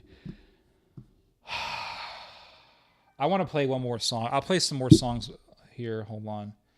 Princess Chelsea. Okay, but you guys like the song, right? 9.3 out of 10. 9.4 out of 10. It does sound like a spy movie song. Yeah, it does. It sounds like the song by what's it called? Moby. Moby did a song that they put in the Bourne films. I'll try to play it for you guys. Hold on. Which Bourne movie was it? I remember seeing it in the credits when I saw it in the theater years ago. Moby, Bourne Identity. Here it is, Extreme Ways, which is a masterpiece, another masterpiece of a song. I absolutely love this song. I played this song years ago, as an outro to the video where I'm confronting this official of the Austin Diocese in Texas, and he's like, no, sorry, it doesn't matter if this priest was teaching people that it's okay for two men to whack each other off. There's nothing really serious about that. The church only really excommunicates for matters that are very grave and serious. So apparently, according to the Catholic Church, teaching young men that homosexuality is fine is not really a grave matter. It's not really of a grave concern to the authorities of the Vatican. So I confronted this deacon, and then boom, I had this music as my outro, and it was magical. A magical moment of my life. Let's hear it. Yeah, I can totally hear it. Yeah.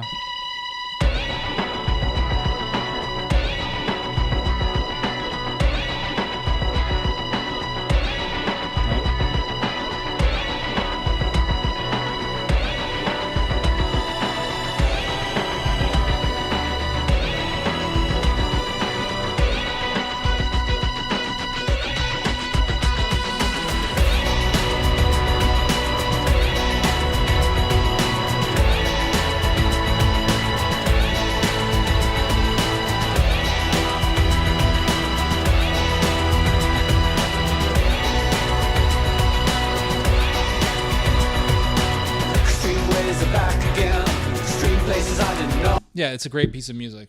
Absolutely 10 out of 10. I love this song. Let's see here. System of a Down, Ego Brain. So let's play that. I don't. Let's see. What else do you guys have?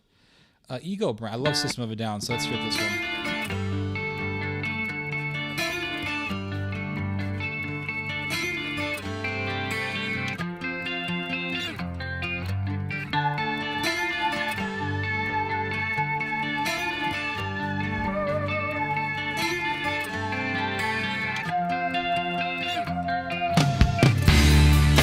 Life is but a dream, drifting on a stream, a stream. Consciously it seems all of what remains. Ego brain, man-made shame, shame, love after it rains. You see my pain is real, watch my world dissolve, and pretend that none of us see the fall. As I turned to sand, you took me by the hand and declared that love prevails over all. I am just a man fighting other men for land, for land. Has that typical System of a Down style. Kind of has dissonance to it. It kind of goes off harmony a little bit, but it always comes back to harmony. That's one thing I've always liked about System of a Down. While I turn to sand, in spite of the pain, ego brain, man-made shame, shame, love after it rains. You see my pain is real, watch my world dissolve, and pretend that none of us see Yeah, I like where it was going here, but it kind of goes off harmony. Like this sounds nice, and then it goes off harmony here, which is fine, right? Because it's like the point of it is to make you appreciate the harmony more. Like there is a purpose that dissonance serves in music. The purpose of dissonance should never be dissonance itself. The purpose of dissonance should be to make the listener long to hear harmony, right? It's to make you appreciate harmony. And I'm guessing that's what they're going to do in this song.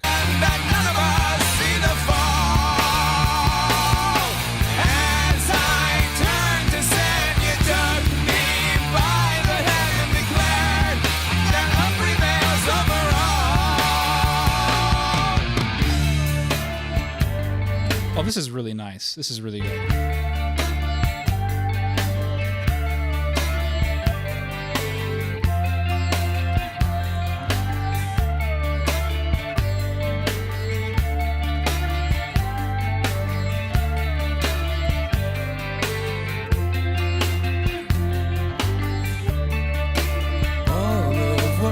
Very melodic guitar solo, and then it goes back. His voice comes up. This is creative. Ego brain, man-made shame, shame, love after it rains. You see my pain is real, watch my world dissolve, and pretend that none of us see the fall. As I turned to sand, you took me by the hand and declared that love prevails over all. I'll give this one a solid 8.5 out of 10. This is really good. This is really good. Let's see here. Theo, what if there was an Israeli band that made Nickelback's type songs in Hebrew and it was called Shekelback? That would be funny.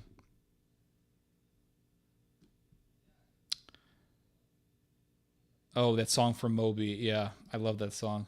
You need to watch the movie 13 Hours, The Secret Soldiers of Benghazi. All right, fine. Princess Chelsea, Forever is a Charm. Forever young, I wanna be forever young. Da da na da da da da da da da da da. Okay, hold on. I don't like music videos. Oh, slowed and reverb. I don't want to listen to that. Forever is a Charm. I don't want to hear anything with a... Like, do I have to watch the music video? I don't like music videos.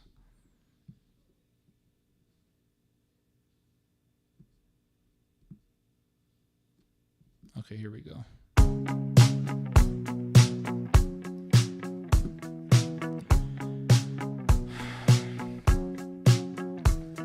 You want to be forever.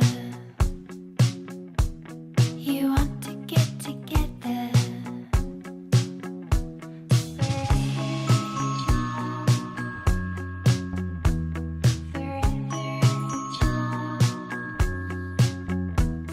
Forever is a charm and it's never getting Is this some like 1970s stuff? It sounds almost like something out of the 70s. better. It's nothing like the words that you wrote in your letter. Forever is a charm and it's never getting better. It's nothing like the words that you wrote in your letter.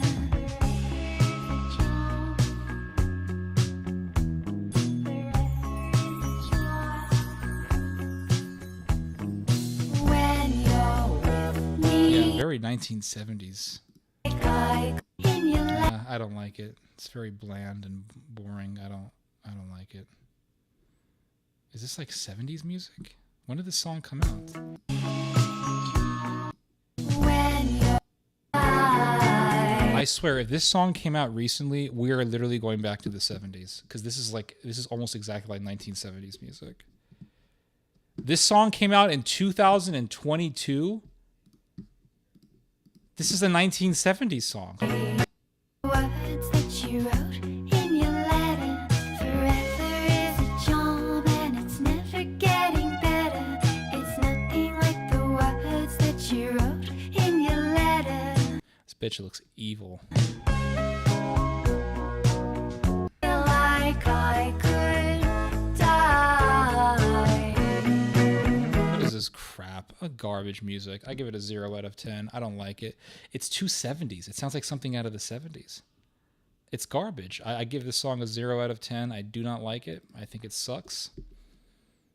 There's no life in it. Yeah, I don't like it. Anyway, I can see why it got 282,000 views as opposed to 1 million. Oh,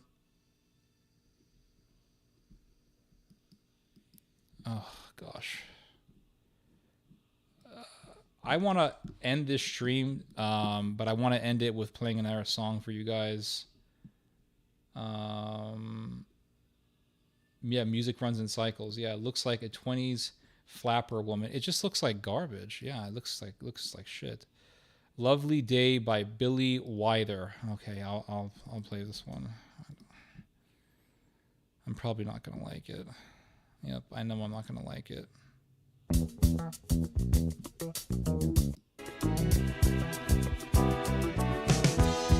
When I wake up in the morning, love.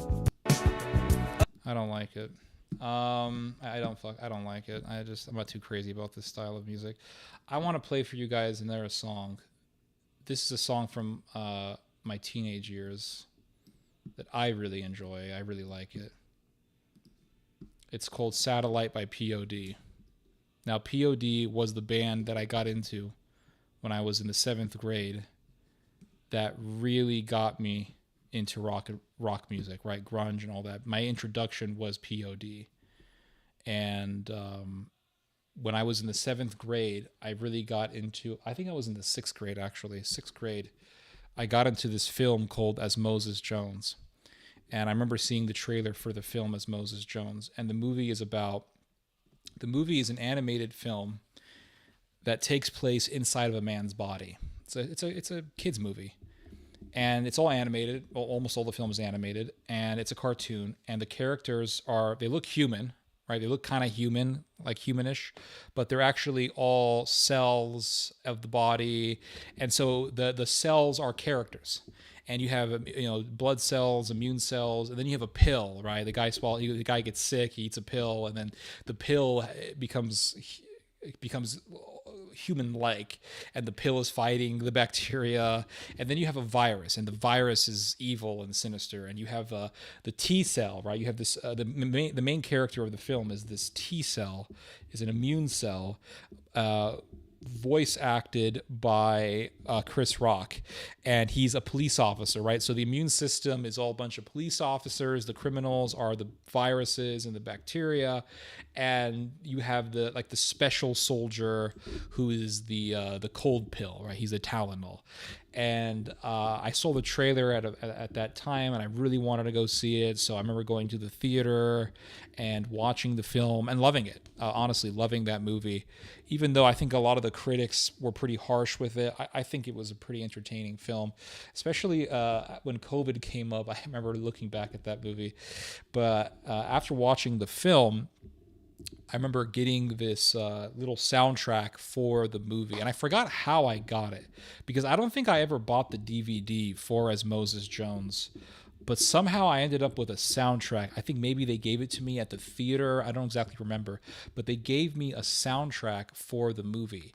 And in this soundtrack, they had like all these rap songs, right? It was like R&B rap songs, and this was like the first album that I had that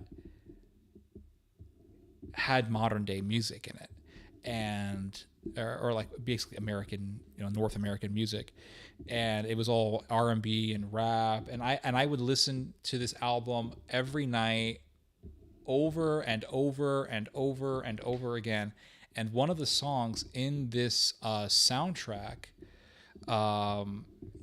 was this song by POD. And I'm actually kind of surprised that they put the song in the soundtrack, because POD had nothing to do at all with the movie. Like, there was no POD type music in the sound score at all, right? There was some hip hop stuff, but there was no really like rock and roll. I guess the only thing close to rock was a song by Kid Rock that they put in the movie, called Cool Daddy Cool, which was a song that I also loved to listen to at that time.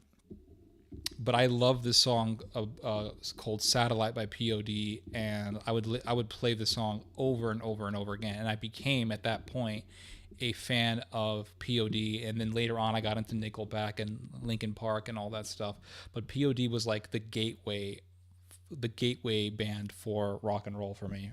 So let's listen to this. I absolutely love this song, but I'll let you guys, I'm brutal with some of your musical recommendations. You guys be as brutal as you want with this song. I'll play it.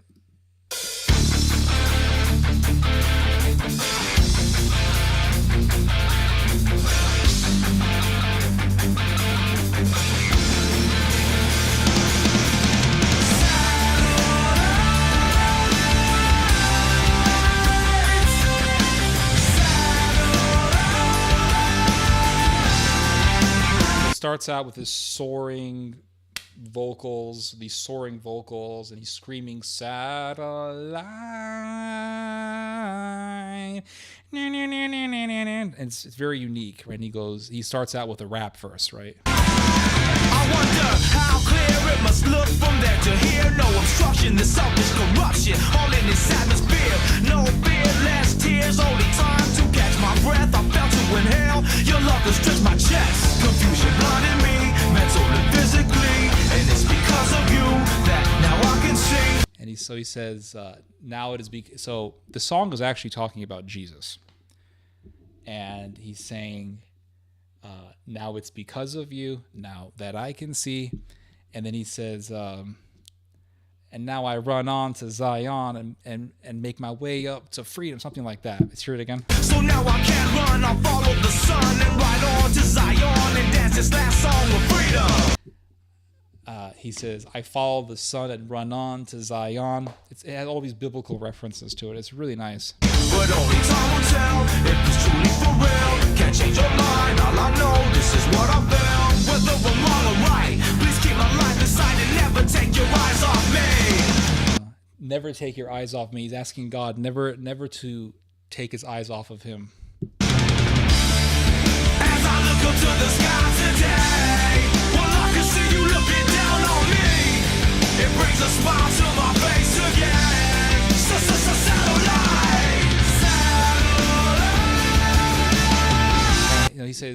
I can see you looking down on me. He's talking to God, and I know you're looking down on me. It puts a smile on my face again. Satellite, and he screams it.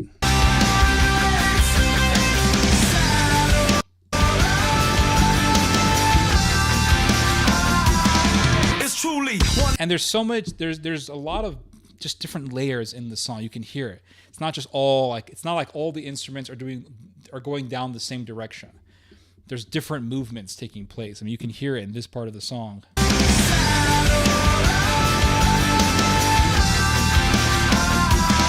It's truly one of a kind, like stars shine beyond nighttime. Are you there? My eyes stare to find just what's behind. Blind ocean of mine, is it genuine? Cause sometimes it plays tricks with my mind. Some call it asinine. But it's like love or hate. Now is that real or fake? Cause it's a real thin line, but that's your choice to make. The question at hand, help me understand, is this your plan? I think I can I think? Then I think I can. Because I won't break, nah. And I like how the verses aren't short. He prolongs them. That's why he builds up the intensity. I won't shake with lifted hands to this man. I'll stand in faith. I'll make it through. My trust in you. Close my eyes, make a wish, kiss the sky. Hey, there I see you. Close my eyes, make a wish, and kiss the sky, and then I see you. That's what I'm gonna be saying when the nuke hits America. If I see the nuke, I'm gonna be like, all right, here we go. Let's do this. It has this very like grunge sound, very grunge guitar solo.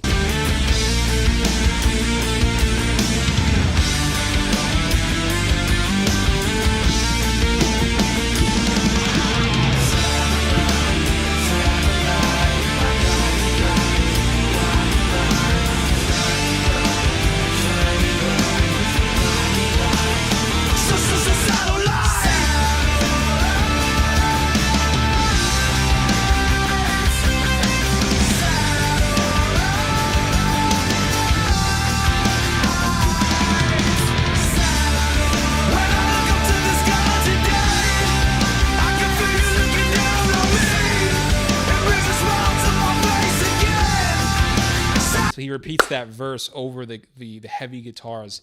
He's saying, I can think of you smiling down on me. It puts a smile on my face. Or I can think of you looking down on me. It puts a smile on my face again.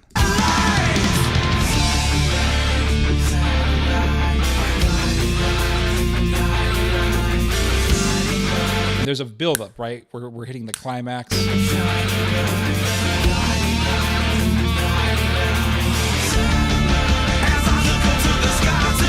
There's a repetition of the verse. As I look up to the sky today, satellite. Satellite. It brings a smile to my face again.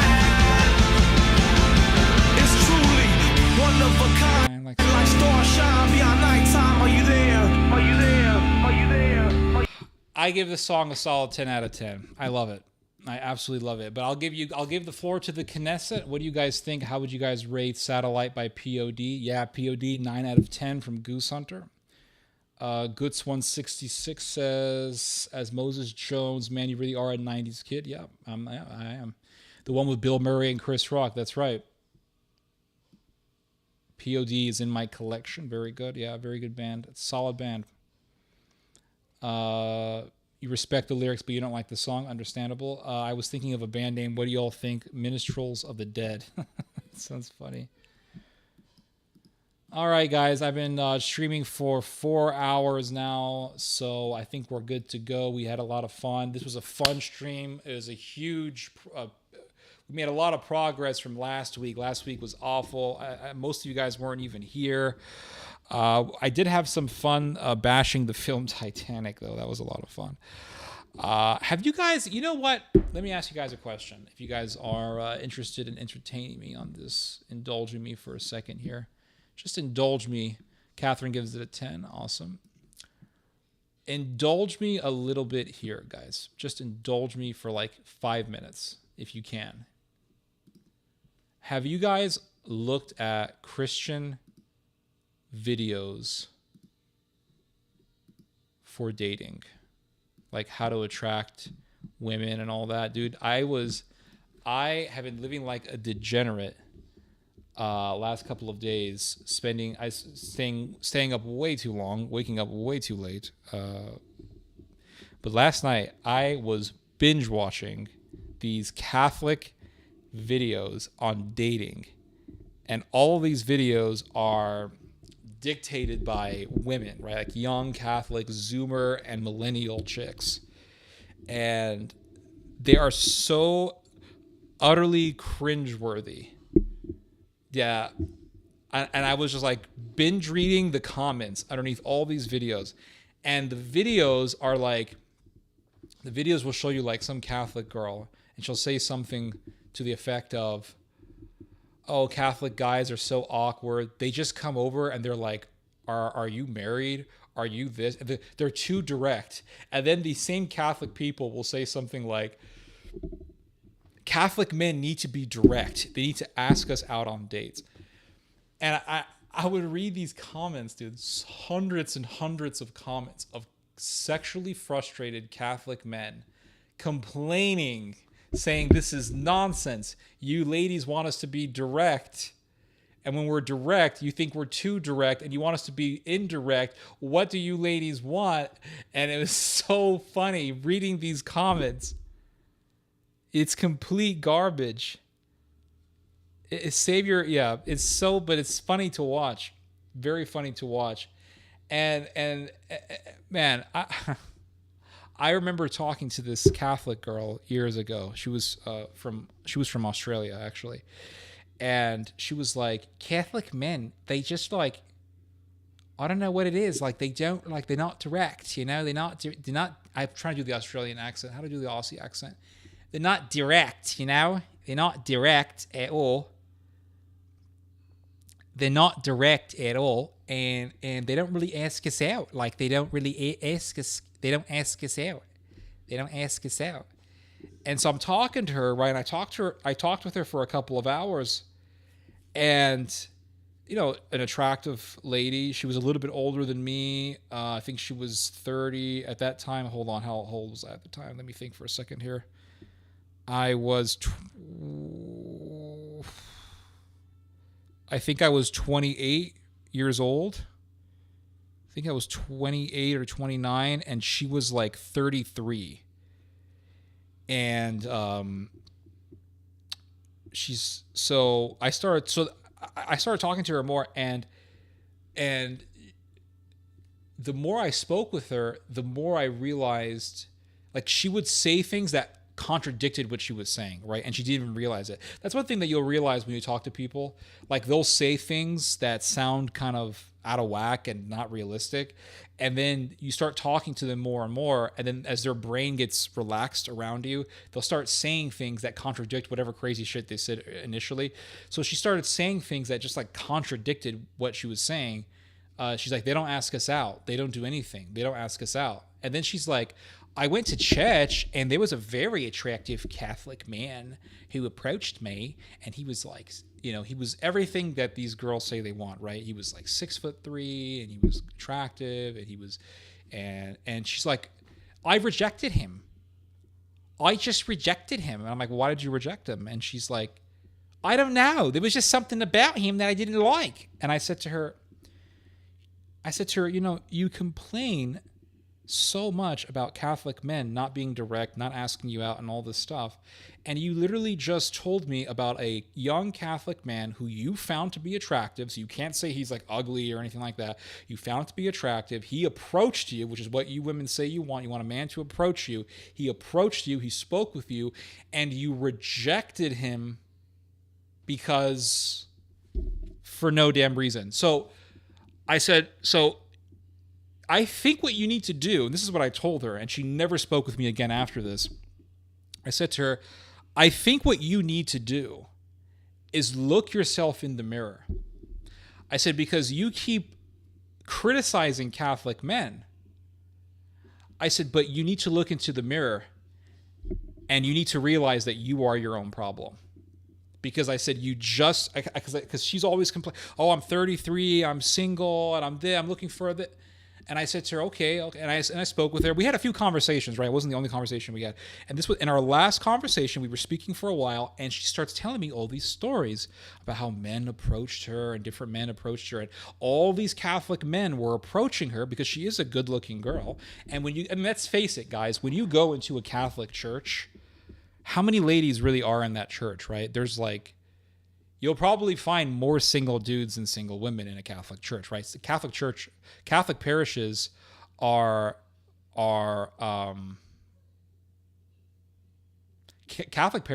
like one of the worst places you can go to, right? To find women. I believe me, I know. But she kept saying that Catholic men, like they need to ask this out, they need to be this, they need to be that, they need to be this. And she was just so critical. And that she was telling me that so many Catholic dudes were approaching her and they were asking her out, right? Because she was like, attractive lady in a church, et cetera, et cetera. So of course, Catholic men, they want to get married. Okay, it's only natural. So, but she's like rejecting them and rejecting them and rejecting them and rejecting them. And then she tells me a story that had recently happened to her where a 6-foot-something white Aussie male Catholic who she found very attractive, and that's what she said, he was very attractive, approached her, asked her out, and then she rejected him. Well, why would you reject him, right? Isn't he what you're looking for, right? You're attractive, Catholic, he approaches you, and you rejected him. So I said, okay. And I would say the same. I just told her right off the bat, I said, I think you're the problem. I think you need to go. And she's like, oh, I'm not the problem. Theodore, I'm not the problem. I'm not the problem. What are you talking about? And her face was turning red, I remember, because she knew that she was being confronted. She knew she was being held accountable at this point. And I said to her, you literally just told me that, that all these Catholic men have approached you. You have rejected all of them, including a man who was tall and, in your opinion, attractive and Catholic and direct. I said, so you literally got what you were asking for, right? You got what you were asking for. You didn't have to put any effort in, and you rejected him. And I said, you're the problem. I said, you need to look into the mirror and realize that you are the problem. And I would say the same thing if there was a Catholic guy who came up and said, oh, there's no women, and an attractive Catholic girl approached him and started talking to him, and he rejected her, right? Or he never asked her out. I would say the same thing. I would say you needed to capitalize on that opportunity, right? Because everything in life is about opportunity, right? Everything. I mean, almost everything is about opportunity and doing things in the right timing, right? So there you go, right? Make everything a question, yeah, for the Australian accent. So that's the problem with Catholic women, right? They complain so much about where's the Catholic men, where's the Catholic men, where are the Catholic men, where are the Catholic men, and then the Catholic man shows up and they don't want them, and looking at all these videos of Catholic women giving dating advice and then reading the thousands of comments that you'll find underneath these videos. One thing I noticed is that there were so many men saying that this advice is bullshit. Catholic women love to complain about Catholic men. That's one thing I've noticed. This is a bigger phenomenon than what you see. It's a bigger phenomenon, right, than what you see amongst the evangelicals, right? In the evangelical world, you'll see this sort of thing. But here's the thing about the evangelical world. In the evangelical world, pastors encourage marriage. Like, they literally encourage it, right? They're like, hey, guys, get together. And there's so much emphasis in the American Protestant world of young people coming together, right? That's one thing I like about the Protestant world, the American Protestant world. And that's one thing that I think the Catholic world can learn from the Protestants. In the American evangelical or non-denominational church world, there's a lot of emphasis on like young people coming together, youth groups, and going out for pizza, and there's a lot of emphasis on this and these type of activities, and so this promotes people meeting with each other and mingling, and young people mingling, and then a lot more people get married. I think in the Protestant world. Whereas in the Catholic world, there's a lot of discouragement of young people talking to each other. The Catholic world is very cliquish. Try talking to a Catholic girl in a Catholic church. Most of the time, she's going to give you the cold shoulder. I mean, she's just going to give you straight up the cold shoulder. This has been my experience for the most part. This actually has been my experience in every attempt that I have made to talk to a girl in a Catholic church. I remember years ago there was this Catholic girl that I really was attracted to, and she was attractive Catholic girl, and I approached her. Right, I did everything that I was supposed to do. I was taller than her. You know, I'm 6'2", so you know I was much taller than her. And we started talking, and we would talk for a while. We just started talking after mass, right, and that became a thing that I would try to do. So we go to mass. I go to mass. I see her, talk to her, and I wanted to build, like, I didn't like ask her out immediately, right? I wasn't trying to be awkward. I wasn't like, oh, are you married? Are you single? I just was talking to her like a normal human being, talking to her. And after like 3 or 4 conversations, I was like, okay, I want to ask this girl out. And then what happened was, like I approached her after church. We started talking, and I'm like, hey, you live in this particular area. Like, there's a coffee place near that area. How about we meet up? Blah, blah, blah. And she was like, she just looked at me and she literally said, I can't deal with this. And she walked off. Like, that was literally what happened. I'm not exaggerating. She's like, she said, well, first she said, I'm not really interested. And I was like, it's just be coffee, right? Like, what's the big deal? And she's like, I can't deal with this. And she just walked off. And you could tell that when I asked her out, like, there was this sense of anxiety, you know, coming out of her body language. But anyway, yeah, the American Catholic world is just full of cold shoulders and very callous responses. And then there's the complaining that comes from the Catholic women, that the Catholic men are not direct and they're not this and they don't ask us out. And it's bullshit. It's literally just bullshit. And I think some of these women are just deliberately lying, and they know it's bullshit, but they lie about these things for attention. Case in point, that Australian girl that I was talking to, always complaining about Catholic men, how bad they are, how they don't ask women out. And talking to her for hours, the truth was seeping out of her mouth, and she didn't even realize that she was contradicting herself. And she was literally telling me that numerous men asked her out, and an attractive man asked her out, and all these Catholic men were asking her out. And she had a dozen freaking opportunities to find a mate, and she screwed it up. And that was it. So it's all bullshit, guys. It's all bullshit. Anyway, I thought you would indulge me with that topic for a little bit. And yeah, I wanted to get that, I wanted to express that opinion. Anyway, hope you guys have a good weekend. It's been 4 hours of